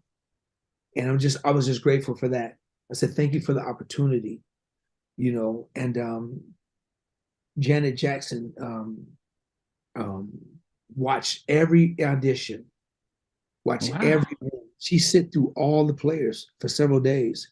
Did she have Jamie Lewis with her, or was she by herself? Jamie Lewis came afterwards, but Okay. on auditions, she was pretty much there with her management, and then Chucky, went through all the people, and Janet had already picked a guitar player. She had one person, like the guitar player, she knew who she wanted, a guy by the name of Basil Fong. And but as far as the rest of the band, Chucky had put a band together that he, with guys from Tees, his guys, to be a collect to audition as a group, and they did that. So he had the Organ Brothers, Rex, the whole band, Cornelius Mims, everybody audition for Janet. Now, I'm sure those guys was kicking a bunch of ass, great players, all of them. And I tell everybody, I said Janet had some of the greatest musicians all over from across the world auditioning. Some of my friends that had been in LA longer than me, that were probably better musicians than me, the bass players than I was. But I just tell everybody, God just chose me for that gig. I think that, I think I had something different to offer. I'll never forget that, during that time in that audition, everybody's kind of ear hustling everybody, you kind of listening, and because you could hear. And all the bass players, when it came down to their solo, everybody was doing Larry Graham, Louis Johnson, Jocko, Victor Oh, Wooten. Jocko. Were going all in. All of them were going for blood that way. And I said, God, you have to give me something different to play. That was not my style of playing anyway. And I just remember praying, and I asked God, I said, God, please, for my solo, give me something different. It can't be that. Because everybody's doing the same thing. Plain as I'm listening to you and talking to you, plain as day right now, God said to me, Derek, when your solo comes, play a quartet drive. Play a quartet drive. And that's all I kept hearing. And I was like, a quartet drive? Wait a minute. You mean? He says, yes, just play a quartet drive on your solo and don't move. Stay right there. I said, wait a minute. You mean something that I've been doing since the third grade? Well, your element. Yeah. Something that I could play in my sleep, something that I don't have to think about. Play a quartet drive on your solo and don't move. And I promise you, when it came to my solo, I went to just a little picking thing, a little quartet drive, like a Richard Wallace of the Mighty Clouds of Joy, just a quartet drive, and I didn't move. And Janet was sitting in the balcony, pitch black, dark, but you can see her silhouette. She stood up, threw both hands up like this. Now, I don't know what the reaction was with other bass players, but she stood up and was like this while I was playing a quartet drive. And of course, Chucky was egging it on.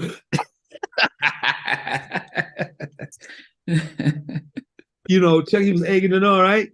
But I'm telling you, when I walked out that room, all those bass players were like, dude,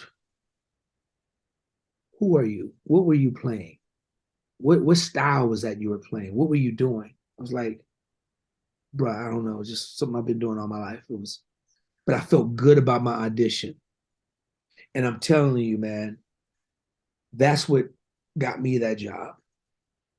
And certain people out there don't want to give me the credit of earning the job, but that job was well earned. I'll tell anybody any day of the week until they face.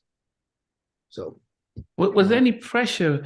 I can't imagine, with knowing the relationship you had with Chucky, that if you didn't get it, does it cause us? Sometimes people don't even go for it. Like, you know what, I don't want it to be awkward. If I didn't get it, then I'm gonna think that you couldn't put a word in for me, or I got it and it's all No, see, I didn't have that. Some of his other friends had that. See, I would have thought so, because it just means, yeah, I'll just, if I went in, you're my guy, and if I didn't get it, I might think, man, you could have put a word in for me, even if I messed up.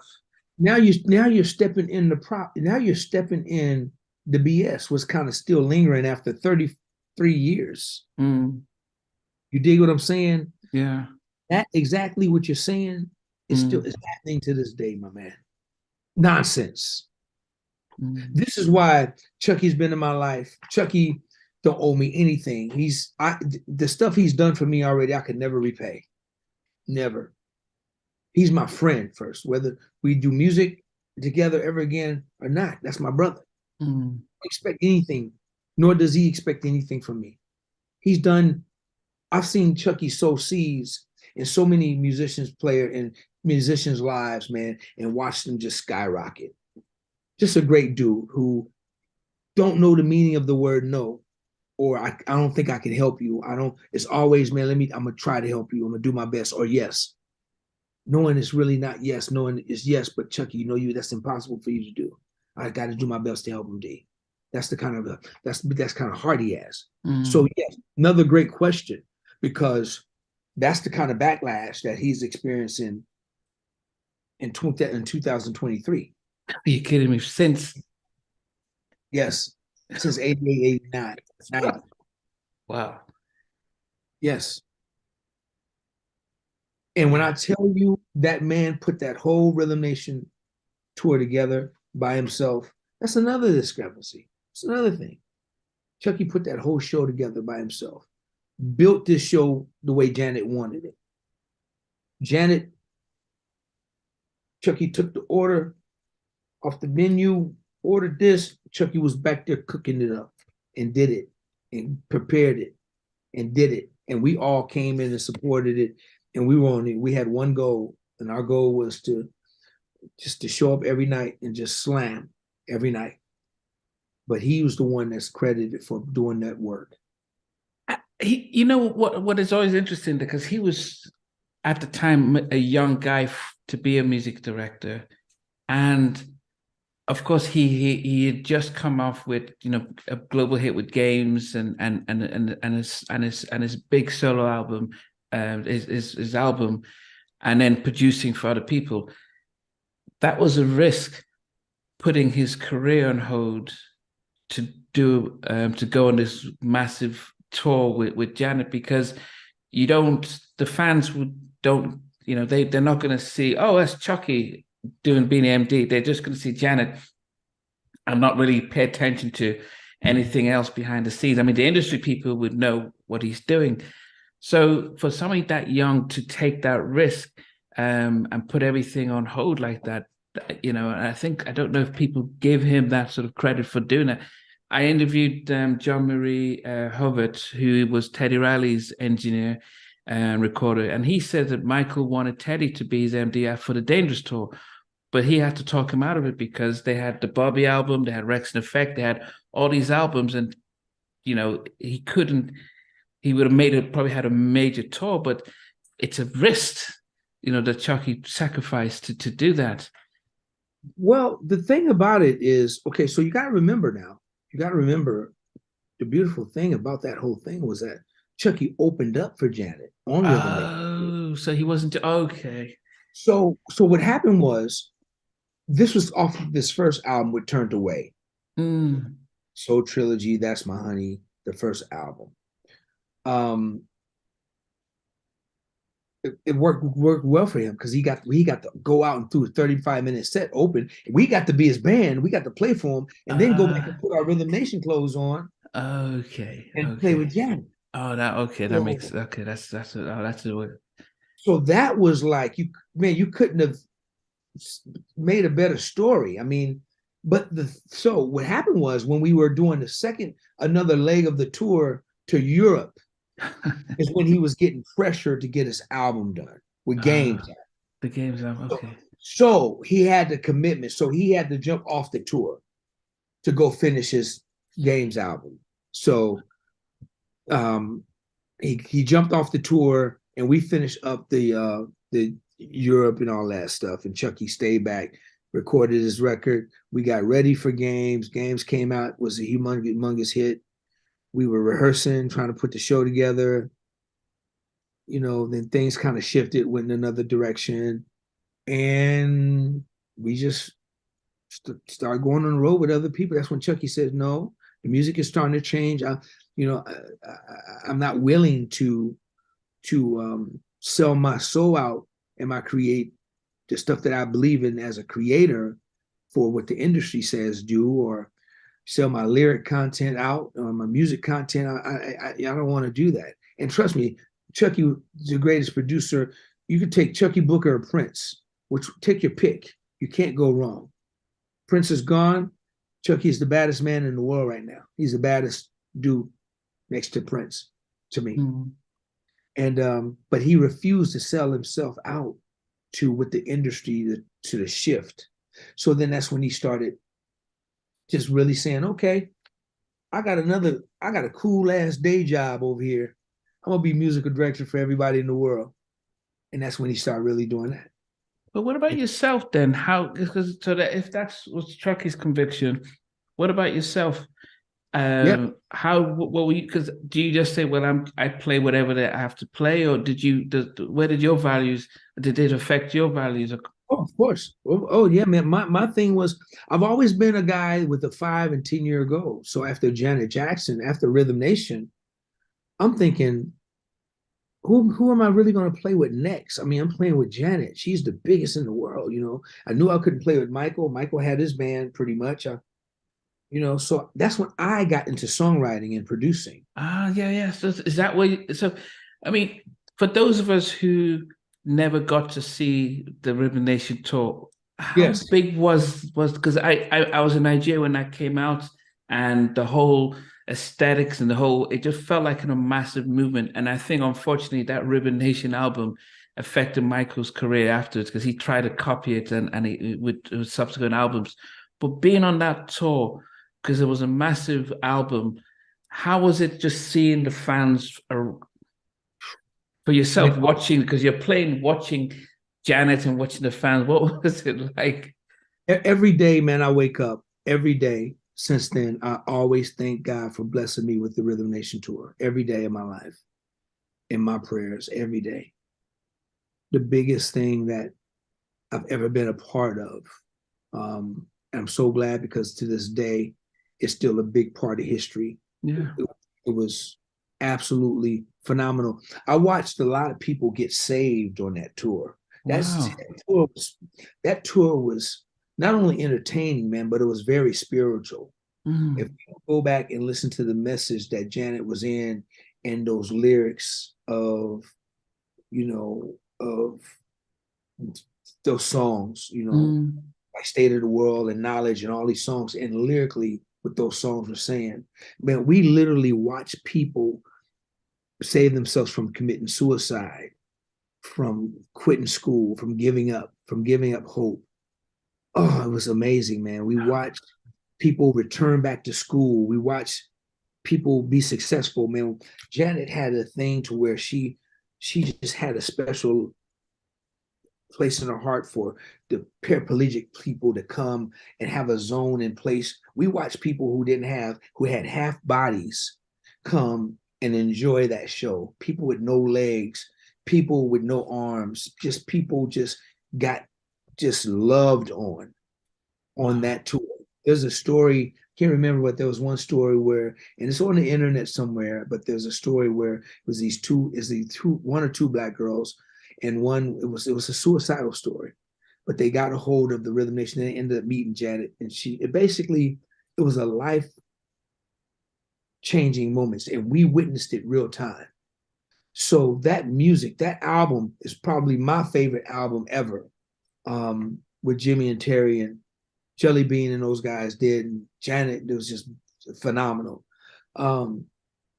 So to be a part of that, I I think that big tour sold out in less than 40 minutes when it went up. It went up for the tour was announced, 40 minutes was sold out. I'm talking about 7 nights at the Forum. I'm talking about, just massive shows everywhere. Mm. So here it is. I'm thanking God that, wow, you allow me to be the part of the biggest debut tour in history for a female. Mm. So it was that massive. It was that massive. Wow. Yeah. When I was speaking to El DeBarge, and I said that music that is, if you think of David, who was playing for soul, and as he played, soul was being delivered. I said, the problem is that our musicians and singers don't understand the gift that they have, that David understood that he sings and plays and somebody was getting healed. That if you understood the gift as you're playing and having that and just receiving and giving it out, the audience are supposed to have that impact and that transformation, because that's how it spreads. But I think we and it's not about the lyrics, but it's the spirit behind that. And my prayer is always that the musicians and singers who have the gifting just let go and just open up and just let the spirit just flow. And you describe that in Ribbon Nation, and that should just almost be the beginning of what should be happening all over the place. Yes. And that's, I can't tell you, that's exactly what that tour was. It was a very spiritual, healing message. The tour was just phenomenal, man. It was, can't explain it. I'm just so thankful every day for just being a part of it. So then you've gone on this major, massive tour. How then did the inspiration to then say, well, let me start working in the studio? How did that just happen? It happened thereafter. So after I came off that tour, I didn't take my money and go buy, fancy car. I bought my mother a brand new car that she never had a brand new car. And we still lived in my mother's duplex. And I took my money, invested into like going into the studio time, because I was saying, God, what next? Wow. What next? And so I just went in, man, start writing songs. And I promise you, man, I'm in the studio for maybe about a 6-week period, and I'm writing some music. And I come across this one idea. I have a song that I'm working on called I Need a Girl, just a demo. And I'm just in the studio by myself and the engineers. I'm writing this song, and I'm thinking, oh my goodness, man, this would be the great song for Bobby Brown, Because, when you're a songwriter, you think, man, Whitney Houston can do this, man. Lionel Richie can do this, Charlie Wilson can do this. You just got your wish list, right? Yeah. Man, if Bobby hear this, man, I know, man, he is a kid. That was me, right? So I had this song. Now, my thing was I had met Bobby because the first time I met Bobby, I was playing with Karyn White, and we opened up for the Don't Be Cruel tour. Yeah, because Karyn, I've seen the clips of that. Yeah, that's massive. Yeah, so after Troop, I started playing with Karyn White, and I played with Karyn White, man, for like almost 2.5 years. Karyn White was killing the world at that time. So okay, before you go into the Bobby, just talk about Karyn, because yes, I think a lot of people see Beyonce and not realize that Karyn was doing, with the high heels and the energy and stuff. Hey, Karyn, let me tell you something, man. Karyn was Tina Turner Jr. back then. I'm serious, man. She was Tina Turner Jr. Now, let me change that. She was Ike and Tina Turner Jr. all wrapped in one. That girl, man, was just on fire, and she still is. But at that time, her energy level was on 10 through the roof, man. Wow. And she had the band with Eddie M, John Paris, Bobby G, Michael Norfleet, Roman Johnson. She had an incredible band that was just it was, man, it's another great band I played with, and just Karyn as an artist was just phenomenal. So I worked with Karyn on her first album with Secret Rendezvous and the Secret Superwoman. Rendezvous, yeah, The Way You Love Me and all that, and then the Secret Rendezvous video I happened to be in, and I was just playing bass with her at that time, and the band was just so smoking. So we did the Don't Be Cruel tour. We opened up. That was the tour with Karyn White, Levert, and Bobby Brown. That was Bobby Brown's Don't Be Cruel that he was touring off of Don't Be Cruel. And we opened up, man, and we were opening up for real. Karyn was putting a hole in the stage. We didn't have much to work with, but every night she would leave a deep hole in that stage where if the next artist step in it, they was gonna fall in. So it was so much fun. And that's where I met Bobby. But I didn't get, it was like passing. Bob, we on tour together for months, right? Yeah, okay. So, but after Rhythm Nation, after Karyn, that's when I got Janet's tour. That's when yeah. And Karyn wished me well. She gave me her blessings, and we still, that's like my sister to this day. Yeah. We still together. And I mean, you did stuff for her Gale Storm. Gale and Storm, yeah. Gale and Storm stuff, yeah. Yeah, and this time as a producer, working with her as a producer, it's just been incredible.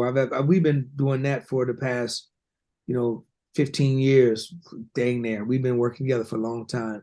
But started working with Janet afterwards, and then I'm in the studio after the Rhythm Nation tour. I'm in the studio writing the song that I got for Bobby Brown. I'm trying to figure out how to get it to Bobby Brown. I don't know how I'm gonna get it to Bobby Brown, but I know this song needs to be with Bobby Brown. I promise you, man. And God is my witness. The very next day I show up at the studio, I get a phone call out of the blue at the studio from Tommy Brown. Bobby's brother? Bobby's brother calls me while I'm in the studio dreaming about how I'm gonna get the song to Bobby Brown. So now I get this call from Tommy. Tommy says, "Hey D, what's up, man?" I say, "Hey man, who is this?" Tommy Brown. So Bobby's brother, Tommy. So we're talking, right? So he says, "Man, listen, Bobby's going to Japan in about a month and a half. He's been looking for you. He wants to know if you would play bass for him in Japan." Man, I looked at that phone. I was like, "Brother, absolutely. Just tell me when, where." And he's like, "Man, Bobby will take care of you, D. Make sure you get whatever the money is." But see, what they didn't know, I would have did that gig for free. I would have hopped on a 10-speed with a pair of thongs on the reverse side to get myself to Atlanta just to do that gig. I would have been on that 10-speed. I was like thinking, God, I was like, "You've got to be kidding me. Really?" Wow. So now, in a month and a half, I'm going to be in Atlanta. I'm going to meet Bobby Brown as a bass player, because that's all people really know me as a bass player. Fine. So I get to Atlanta. What year was this? So we could put it into this album. This must have been 91. Okay, so he's done the Don't Be Cruel and all that stuff. This is he's working on the Bobby album. He's doing on the Bobby album. Yeah. He's working on the Bobby album. I didn't know he's working on the Bobby album. So yeah, about 91. Yeah. So 91, we get down there, we're rehearsing. We're rehearsing for 3 weeks in Atlanta. And I had this tape in my hand, in my pocket. And, I had to just burn a hole in my pocket. I'm looking for the right time to play the song, right? I'm going to tell him about my song, right? I'm not worried about the bass. He loved me as a bass player. He was a fan of my bass stuff because he was coming out on the Janet Jackson tour. Yeah. He was hanging out on the Janet. He was welcome, but he was hanging out whenever he got ready. So I was seeing him on Janet Jackson tour all the time, right? But I got this tape in my pocket, man, and I'm just like, every day I wake up, it's like, when you were in elementary school, that girl you like, and you said, today I'm gonna talk to her. Yeah. And the next day go by, then before you know it's the end of the week, right? Then you still don't talk to her. Then before you know it's the last day of school year, Then the school year's over. He said, next year I'm gonna talk to her. I'm gonna be. It was like that with this music, man. I was that intimidated to play this to let him know, right? So we have a break in the break room. We have a break, and me and Bobby's talking. So he says, "Yeah, D, man, I love, man. You was killing on that Rhythm Nation tour, man." And I said, "Yeah, Bob, we just talking, small talking." I said, "Man, how you been, man?" He said, "Man, I've been all right. Every day after we rehearse, I go to the studio working on the album." I said, "Oh, really?" I said, "Okay." I said, "So how's it coming?" He said, "It's coming cool. Teddy Riley's gonna be here soon, and gotta get with Face and gotta do this." I said, "Yeah, you almost done?" He said, "No, we're not done yet." He says, "Why? Do you have something?" And I said, "Just so happen I do." And I started rubbing on my pocket. Then he says, "Well, when can I hear it?" I said, "We can hear it right now." So mind you, we're on a break. It's probably like 3 or 4 in the mid-afternoon. We go into his car. He's driving this Mercedes Benz. He's probably 5, 6 years. So this was the station wagon. At that time, we had about 30 of them at that time. This was the station wagon one. And if the Benz cost 100,000, his sound system cost about 300,000. Okay, so he puts my tape in, right? So now I'm on the passenger side, and he's on the driver's side. He puts my tape in, and it gets into the song. About 15, 20 seconds in, he stops the tape, rolls down the windows. He's screaming, "Band, I need the security. I need the dancers. I need everybody to get the fuck over here by this car right now. You guys are going to hear my first single of my album." And I'm like, "What's the single?" I didn't know anything. And so he's like, "D, man, run that back. Let's listen to this." And he said, "Somebody bring me a joint." So we're in the car. Now he has everybody listening to my song. And I'm like, I don't know if they're going to like my song. They're going to clown my song. They're going to make fun of me or nothing. But everybody was listening to it and grooving and just getting into it. I was like, oh, snap, they like it, right? And so Bobby says, "Listen, when we come back from Japan, I'm going to fly you back here to Atlanta with me, and we're going to go cut this record. Plus, we're going to cut another song." So I'm like, "Dude, are you serious?" He says, "Yeah, so I'm going to have you out here for like 2 weeks after we do Japan." So I'm like, "Dude, really?" He's going to record my song for real. He's going to record this song.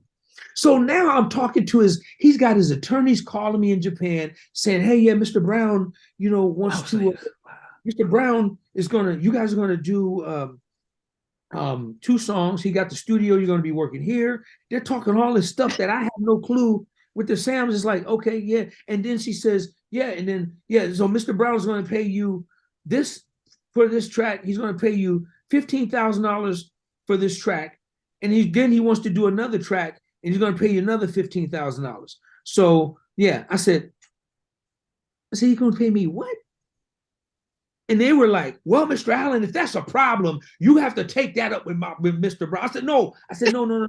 See, yeah, he's going to pay you $15,000 for this one and another 50. That's $30,000 for the total of 2 tracks. Is that right? Dude, my jaw hit the ground. I said, "Wait a minute. You can make that kind of money producing a record?" I said, "I'm in the wrong business." I'm in the wrong business. I'm in the wrong business. So now, I've never produced nothing. I don't know anything about producing. I just know what I did in my little studio. Now I'm in his studio called Bosstown. We're in the studio working. Songs called "I Need a Girl," right? So we're working on I Need a Girl, working on it, almost got it finished. And I have to share the story with you, man, because it's crazy. So then he says, "Hey, man, I got to go to the airport. I'll be right back." I said, "Cool." He says, "By the way, man, when I come back, how about if my girl sing on the song? You want to get her to sing on the song?" I said, "I don't know. Who's your girl?" He said, "Dude, you know my girl." I said, "No, dude, I don't know your girl. Who your girl?" "Come on, D." I said, "Do I know who's your girl?" He said, "Man, Whitney." I said, "Whitney who?"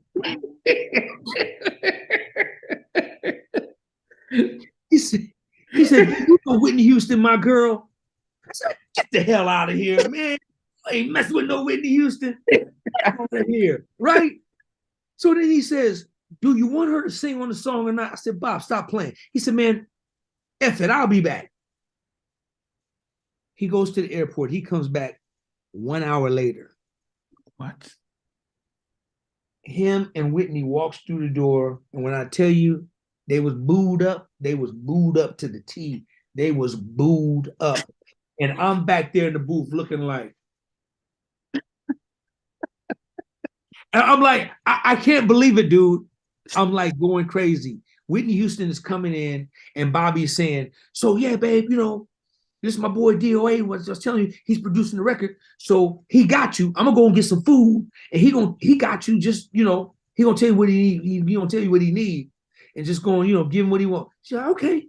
Whitney Houston goes in the vocal booth, and I'm in the control room, and the engineer, it's me by myself, control room, the engineer, and on the other side is Whitney Houston. Now, believe me, bro, when I tell you I ain't never produced nobody.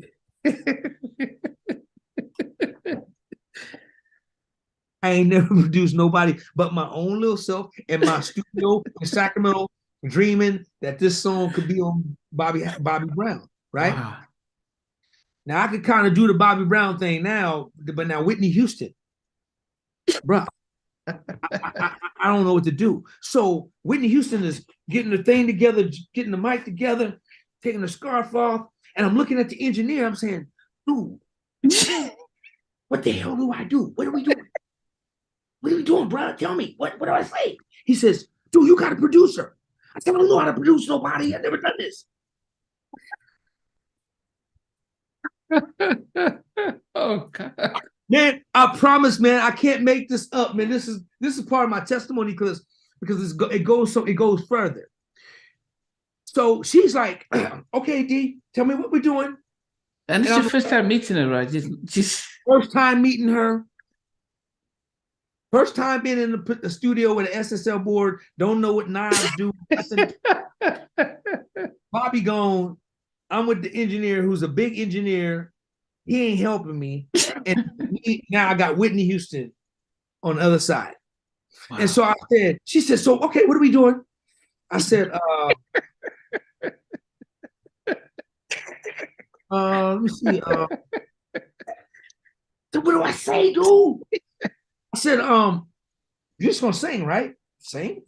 Just sing, right? She's like, he said, just play the damn record. Just play the record. I said, thank you, God. Thank you. Played the record, man. She started singing on the song.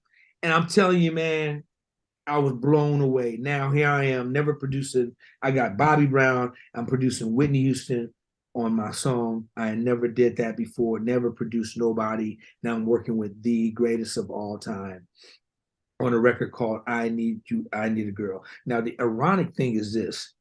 The second song that me and Bobby wrote together was a song called College Girl. Yes, the Bobby album is my favorite album. So I know all the tracks, so don't worry about that. Yeah, so the College Girl. Yeah, I know the college, yeah. So now I got 2 Bobby Brown songs. Let's go, like when it's all said and done. We cut College Girl. Turns out the way it is on the record. I got 2 songs on this Bobby Brown on one of the most anticipated records because he's coming off Don't Be Cruel. So everybody's waiting on the Bobby album, right? So I'm home now. So my dude from LA calls me. He says, hey, man, you know, you're on the marquee and Billboard. Everybody's to see your names right there with Teddy and Babyface and all the producers. You're on there. You may not be a top marquee, but your name. I said, dude, really? He said, dude, what do you think about getting a publishing deal? I said, what's a publishing deal? Mind you, this is me breaking in as a songwriter. Don't know anything producer. Only thing I know is that when I was made as a producer's fee, and I loved it, and I knew that that's the world I wanted to be in. So my dude is explaining the publishing deal. He says, man, come on down to LA next week. I'm gonna set some publishing meetings up for you. So I go to LA with my boy Bruce Sterling. He has maybe 4 publishing companies. He says, D, but make sure you bring about 6 of your best songs and bring your 2 songs that you did on Bobby Brown. I Need a Girl and College Girl. Bring both of those songs. Because they see equity in you just simply because you got these 2 songs on this album that they're projecting to be bigger than Don't Be Cruel. So they want to be a part of it. I said, cool. Went to a couple of companies. They were lukewarm toward me. They liked the Bobby songs. They didn't like the other songs. They liked the Bobby, but they were lukewarm. The last meeting we had was a company called ATV. Oh, not that's Michael's. When it was solely Michael's. I didn't know this at the time. Okay. We're at ATV with my boy James Leach, who's like my dear brother right now. I'm with James now over at CSAC. But James took a meeting with me, heard my music, heard my demos, plus heard the 2 Bobby Brown songs. He wasn't just only in the 2 Bobby Brown songs, he loved my demos. He says, man, your music, the Bobby Brown songs are dope, but you got some, he says, can you guys come back tomorrow? I want you to meet with my boss, a guy named Dale Kawashima. It's cool. So we go back the next day. When we went back, Dale comes in the room. He says, there's no need to play the music. My office is right here. I heard it, just y'all bumping it through the walls. I like you, man. You're something. I mean, you have something. You know, I mean, you're amazing. So I'm like, okay, I don't know where I'm at. I'm just my boy's doing all the talking. I'm just hanging out. And I'm just like, okay, cool. Then he says, listen, we want the owner of the company to hear your music. And we want to hit the 2 Bobby Brown. Now, how much publishing you have? I said, well, I own 50%, Bobby Brown owns 50. Cool. We love them. And then we love your other way. So we want the owner of the company to hear your music. And if he likes your music, we could probably get you signed over here if you were interested. I said, cool. So we're walking out the building. Now I'm a little frustrated. I don't know what the hell going on. So I'm talking to my man. I said, dude, what are we doing? What is this publishing? What are we doing, man? Where are we at, man? Who's going to listen to the music now? I thought we was going to have some business. So he says, D, you don't know where you at, huh? I said, no, where are we at? He said, man, this is ATV. I said, I know that part. But what is this, bruh? He said, D, they're getting ready to send your music to Michael Jackson. And if Michael Jackson likes your music, he's going to sign you to a publishing deal. I said, man, you bullshitting me.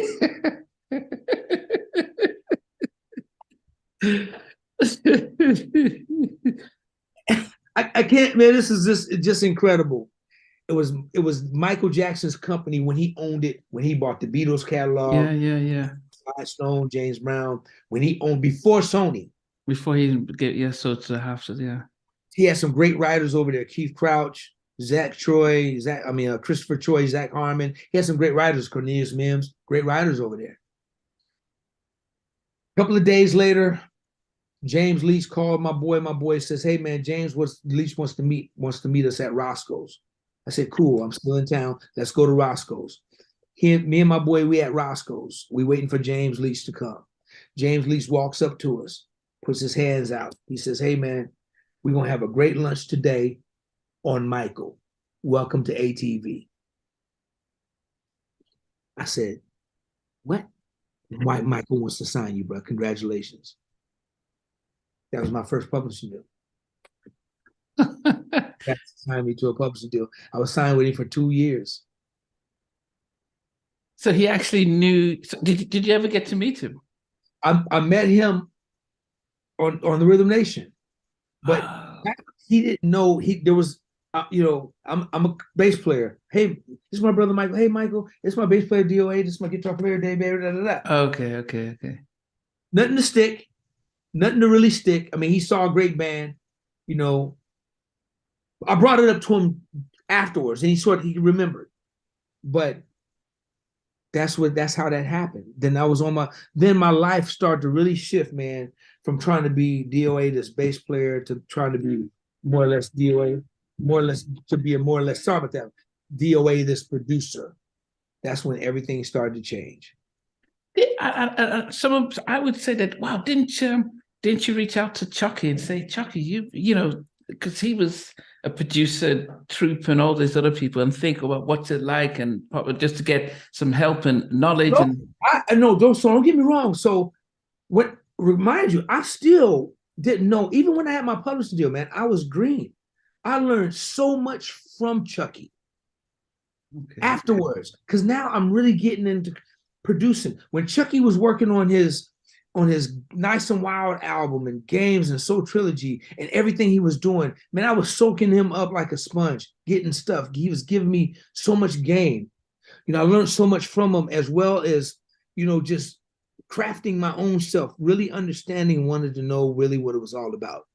So absolutely, I learned so much from Chucky sonically, about sound and how to get to sound and how to make sound really big, and how to go from making your records sound like demos to making them sound like real records. What about the business part? Because most of the artists that I interviewed, they get blindsided about the business and stuff.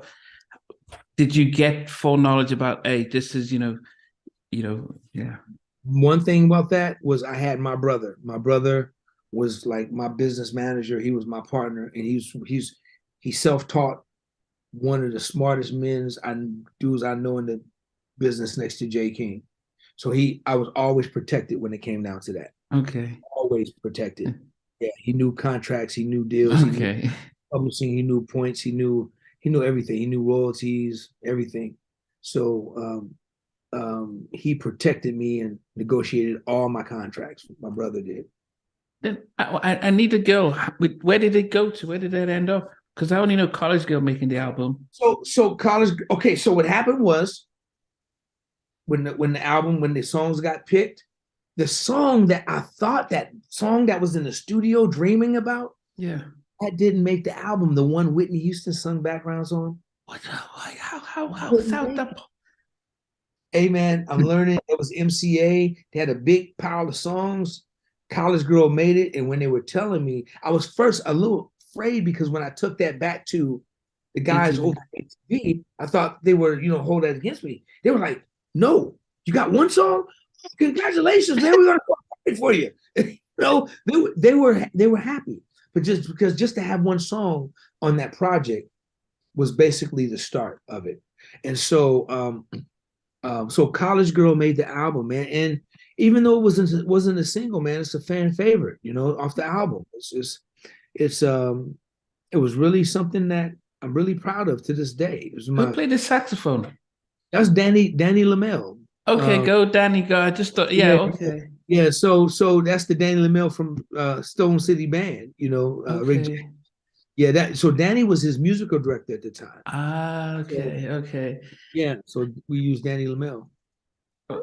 Now, it must have been either Clive not wanting Whitney, because and they only probably said we'll only let her appear on one song, because it didn't make sense that even Something in Common didn't get released until later on. That should have been the second single. So did they explain to you why they didn't let that track go? Or did you think it was BM's Jive Arista at the time thinking, no, we don't want to expose Whitney on a Bobby album? I don't think it was that. I think if it was anything, if I would have to think, and I don't mind it, but I think because I wrote I Need a Girl 100% by myself, Bobby said, okay, you got a couple of new producers, because his other producer, Dennis Austin, got one song as well. So Bobby probably chose one of mine and chose one of Dennis. Bobby wanted some new flavor. So he probably was limited to new producers. So he chose College Girl because he and I wrote College Girl together. Okay. So there was bigger investment in that with him. But I don't know. I mean, that's the only thing I can think of. Or maybe they just liked. But which is a better song for you because we've not heard of that? Yeah, I thought I Need a Girl was a great song. I mean, but College Girl made the record, and I think that was the right choice. But where is I Need a Girl? It's in the archives, sitting on a DAT somewhere. I got to find it. I mean, I got it, but now I got to find a DAT player so I can download it to my hard drive and be able to listen to it, man. But I got it. I Need a Girl, man. With Whitney sing in the background. Whitney sing in the backgrounds, yes. So technically, then, what does it belong to MCA or does it belong to? Well, it belongs to MCA because I got paid for.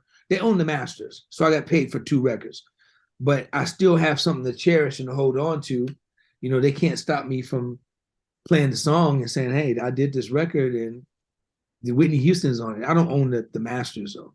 But I am surprised that a Whitney, especially with all what's happening now, that something like that doesn't get released or put on the greatest hits or something. It was really cool, man. It was, and then you know, Whitney and I, we became really good friends. After that, I'll never forget when we were rehearsing for the tour. They were pregnant with the baby, and Whitney was coming to, you know, the rehearsals, and I had a relationship with her, so her and I, we would kick it. She would work with the singers, and she would ask me about things about the band musically and what we should do. And so, man, I'm just thankful, man. I'm just thankful for my life, man. It's that I had a chance to even just, you know, be a part of that whole thing. And then with Michael Jackson, and you know, I still have a contract with Michael Jackson's signature on it that he's, you know, when he owned ATV Music. So well, you know, it's a topic that I get really sensitive about just because of I mean, so it's share this with you. So on the movie Poetic Justice, there's a song called "Waiting for You" that's on Tony. And I did that song. It was actually on the film and everything on Poetic Justice, called "Waiting for You," and is on that soundtrack. And at the time, Michael Jackson had his own power of attorney. And I'll never forget, man, they were trying to get the signature to sign off on it.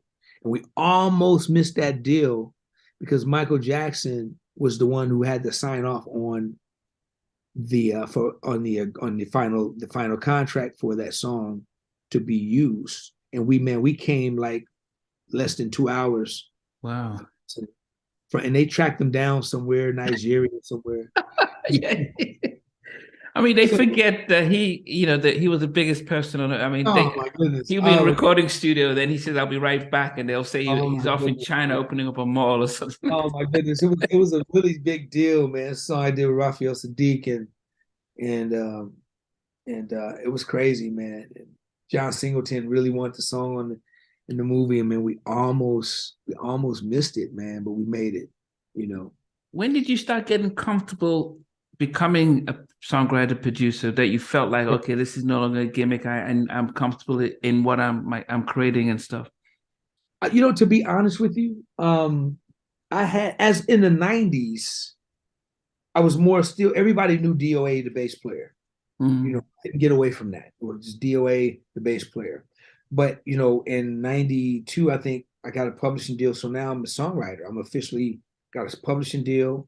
I did Bobby Brown. Also, after we did College Girl, I went on tour with Bobby Brown. He asked me to go on tour with him, and I did. Off that album, we toured. That tour was a long tour. It was over about a year. So halfway through, before they went to Europe, I asked Bobby, because I was getting offers to produce some songs, to produce. So I asked Bobby, I said, "Hey, man, do you mind, bro, if I take advantage of this opportunity that you gave me?" And Bobby was paying me a lot of money at the time, but I wanted to go and experience with the production thing. And I'll find you a bass player. And I did. He didn't mind. He said, "Man, D, no, go, you know, spread your wings, man, do your thing." And so I didn't do Europe. I stayed back. Then that's when I got involved with this group called Black Girl. Oh, I'm a 90s Girl? Yep, Black Girl, yeah. I didn't do 90s Girl, but I did Crazy and Where We Go Wrong. Yeah, it's from Atlanta. I did half the album. Wow. Then I got involved with a group called Few Good Men, Daryl Simmons group. Few Good Men. Yeah. A Thing for You. I did A Thing for You did 2 songs on that group. And then, so I was getting some production happening. I did some stuff with Bobby's label. He had a group called Smooth Silk. And I'm producing these artists that signed to labels. And so I'm getting comfortable. But I think it wasn't until, and then I end up getting some big gospel records, right? I started working with Desmond Pringle. I worked with Virtue on a Virtuosity record. And but I think my big thing was when I did Smokey Norfolk, I Need You Now. When I did I Need You Now for Smokey Norfolk, big gospel artist out here. Okay. And then I did Tyrese Lately. When I did Tyrese's Lately, that's the record when I felt like, okay, I really think I can do this on the R&B side. Because Lately, even to this day, was still such a big record for him. But I was only getting ones and twos. First, I was getting filler songs, so no singles. I was getting fillers, and then I was crafting my stuff, man. And I just started producing local artists, getting better, trying to get better, and crafting and working with Donald Lawrence, Then I started working with Norman Brown. Then I started working with Wayman Tisdale. Then I started working with Angie Stone. Then I started working with so many people, man. Just music straight across the globe. Then I started studying other producers. And one of my Rick Rubin is probably like my favorite producer ever, besides Chuckii Booker, of course. But Rick Rubin is one of my dudes that I idol because of his diversity of a producer. Rick Rubin, Def Jam. Yes. Wow. He's such a diverse producer. You go from producing Def Jam, Jay-Z, Beastie Boys, yeah, to producing Johnny Cash, Dixie Chicks, Oh, Smith, Adele. Yeah, John Marie Herford was telling me the same thing yesterday when I interviewed him. He said Rick Rubin he idolizes his. Yeah. And Jimmy and Terry too, because Jimmy and Terry were the same way. Jimmy and Terry were still more urban, but Rick Rubin, he's just the guy that I just, I just wanted to be like. So, but getting real 100% comfortable, it was later on, man, after I finally got off tour with Lionel and just really getting to know myself as a producer. After I finished with Lionel, then knowing what Logic was about, because I never engineered. I never, I was always I never wanted to know how to program. I didn't want to know about Logic. I just wanted to pay somebody to do that and me do the other work. Okay. So then that's when I started getting comfortable in my skin and doing my thing. Yeah. Because you in the later life, you did quite a bit with some of the more established people like Joe and Keith Sweat. What was it like working with Joe? Because he was a major songwriter, producer himself. So how did Joe was on my bucket list, man. And the first record I did with Joe's record called Rather Have a Love, which he heard that record, and then he brought me in to produce, co-produce his whole record with him to finish that production. Wow. So the Double Back album that went number one, a couple of number one singles. Then we did Bridges, went number one, a few number one singles, the single Love and Sex, Jimmy Kelly Rowland. And then, then we did If You Lose Her, it was off that album. Then we did, the hashtag My Name is Joe Thomas with, So I Can Have You Back, and just a lot of great records. So working with Joe, he was on my bucket list. He was one of the guys that I've always wanted to work with. And then working with Keith Sweat, that just happened through my good friend Gerald Isaac, made that happen with his album, did Good Love, and then I ended up doing maybe 3 or 4 more songs on that record. And Good Love was the number one record for him. He hadn't had a number one in like 10, 15 years. Wow. From that. And then, then it's just been crazy, man, because some of my other favorite people, like I work with Lenny Williams, man, and working with Lenny Williams is one of my favorite artists that I've ever worked with. That I've been blessed to work with. Shirley Murdoch, man, and a lot of gospel artists. I won a Stellar Award with Donald Lawrence, won Grammy Awards with Smokey, another Grammy, worked with Norman Brown on the Chillin' album that won a Grammy. And then I work with Wayman Tisdale, who's my brother, who I miss today dearly. I produced a lot of records with him. So I've been able to be fortunate, man, going from the jazz world, R&B world. Then I work with Slim from 112. Then I work with some rappers, Gorillaz. I produced the Booyah Tribe. I work with DJ Quick. So there's like so many people that I've been. And then Dr. Cornel West. You familiar with Dr. Cornel West? He's the scholar here. You've probably seen him, man. He's a black advocate, just the advocate for black people in black colleges in the community. He's a scholar, book writer. Very popular gentleman. You probably seen him, man. He wears a suit all the time. Got a real crazy afro and the glasses. And yeah. Okay, yeah. Why you saying? Yeah. So, so Dr. Cornel West did a record, and on that record, man, we had, Talib Kweli, Gerald Levert, we had Rob Wow. S, we had Prince. Prince let us use a master off that record, off the Oh, record. And it wow. was almost like what he writes on books, we just did it on CD, on record. Tavis Smiley was part of the project. Eric Michael Dyson, just so many people. So the list, man, goes a long way. Work with Brian Culbertson, work with George Duke on work with George Clinton. So the list goes deep, Even deep, deep. Kim, you said mention Kim. Yeah, working with Kim right now as we speak. So I started working with Kim in 2017. We released the record, Love Always Wins album. The first single was called Lie to Me. Lie to Hmm. Me did really well for him, was #1 for 8 weeks. And then been working with him ever since. He has a live album. His first live album is coming out sometime this year. He did it at the Aretha, and I produced it, so I'm excited about it. He got a Wow. record out right now called Right on Time with him and Rick Ross that I did, and so yeah, I mean, just working with whoever I can, and then working with a lot of unsigned artists as well. That I get, working with this kid. I mean, the saxophonist named Sean Rayford. That's phenomenal, And then we're working back with Chucky. Chucky has a new record coming out, and I'm really excited about that. So we get ready to hit Yeah. the Are you stage. part of university? Absolutely, yeah, Oh, absolutely, no can doubt. you tell the fans what university is? Because Well, University was when Chucky did Janet Jackson Rhythm Nation tour. He opened up. It was him, and then his band. He just called his band University. Oh, That's what the name of the band was. And his theory behind University was he wanted to just take people to school on the funk. ah, So he called the band University. That's when he had Derek Organ, Thomas Organ, Rex Silas, Dave Berry, myself, Tim Body, Tim Cornwell, and just so that same band. Um, Today we had to rebuild the band, so it's different members. Uh, okay.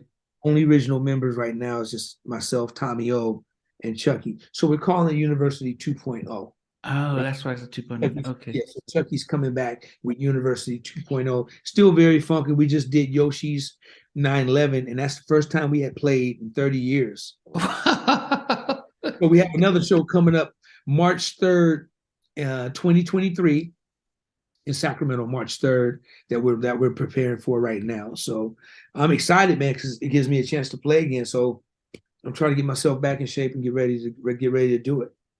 So and then we're doing we got shows in April. We got shows in Inglewood for NAMM Week. We're gonna be playing out there, and we got like the following day we'll be playing in San Diego. So we're excited about it. So just as we wrap up, I mean, I have to thank you for your story and your journey because it's been really fascinating.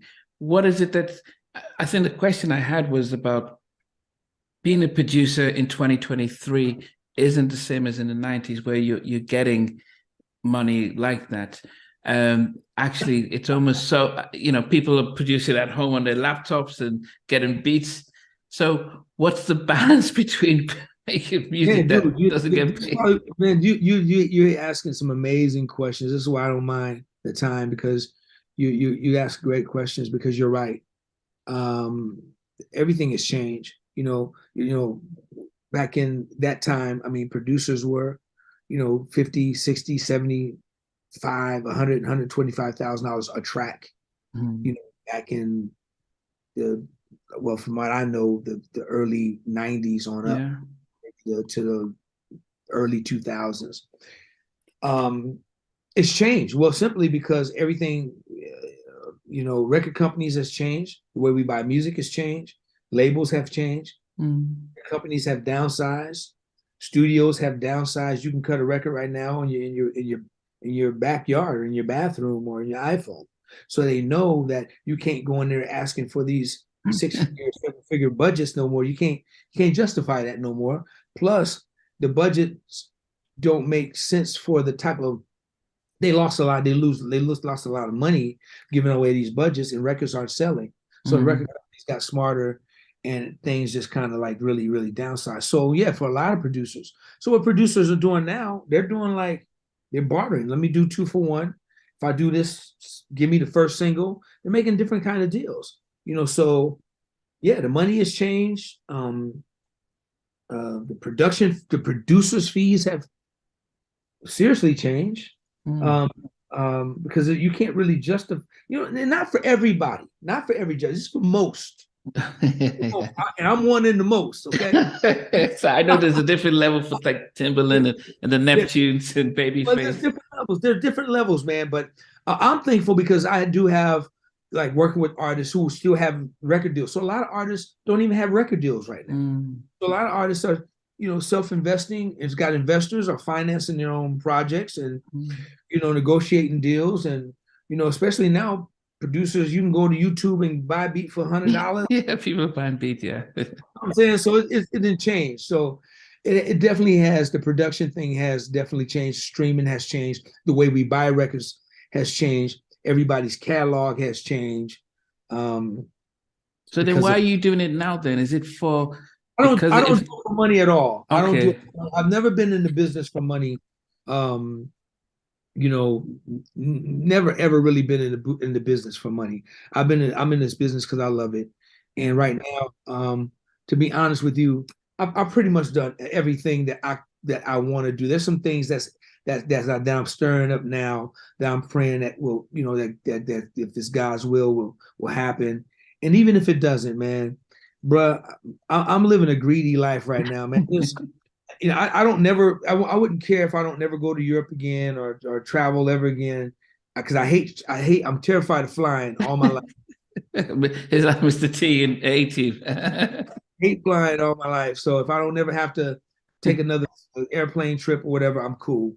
At my early, at my age, I've done a lot, and pretty much, I had small goals when I came in this business.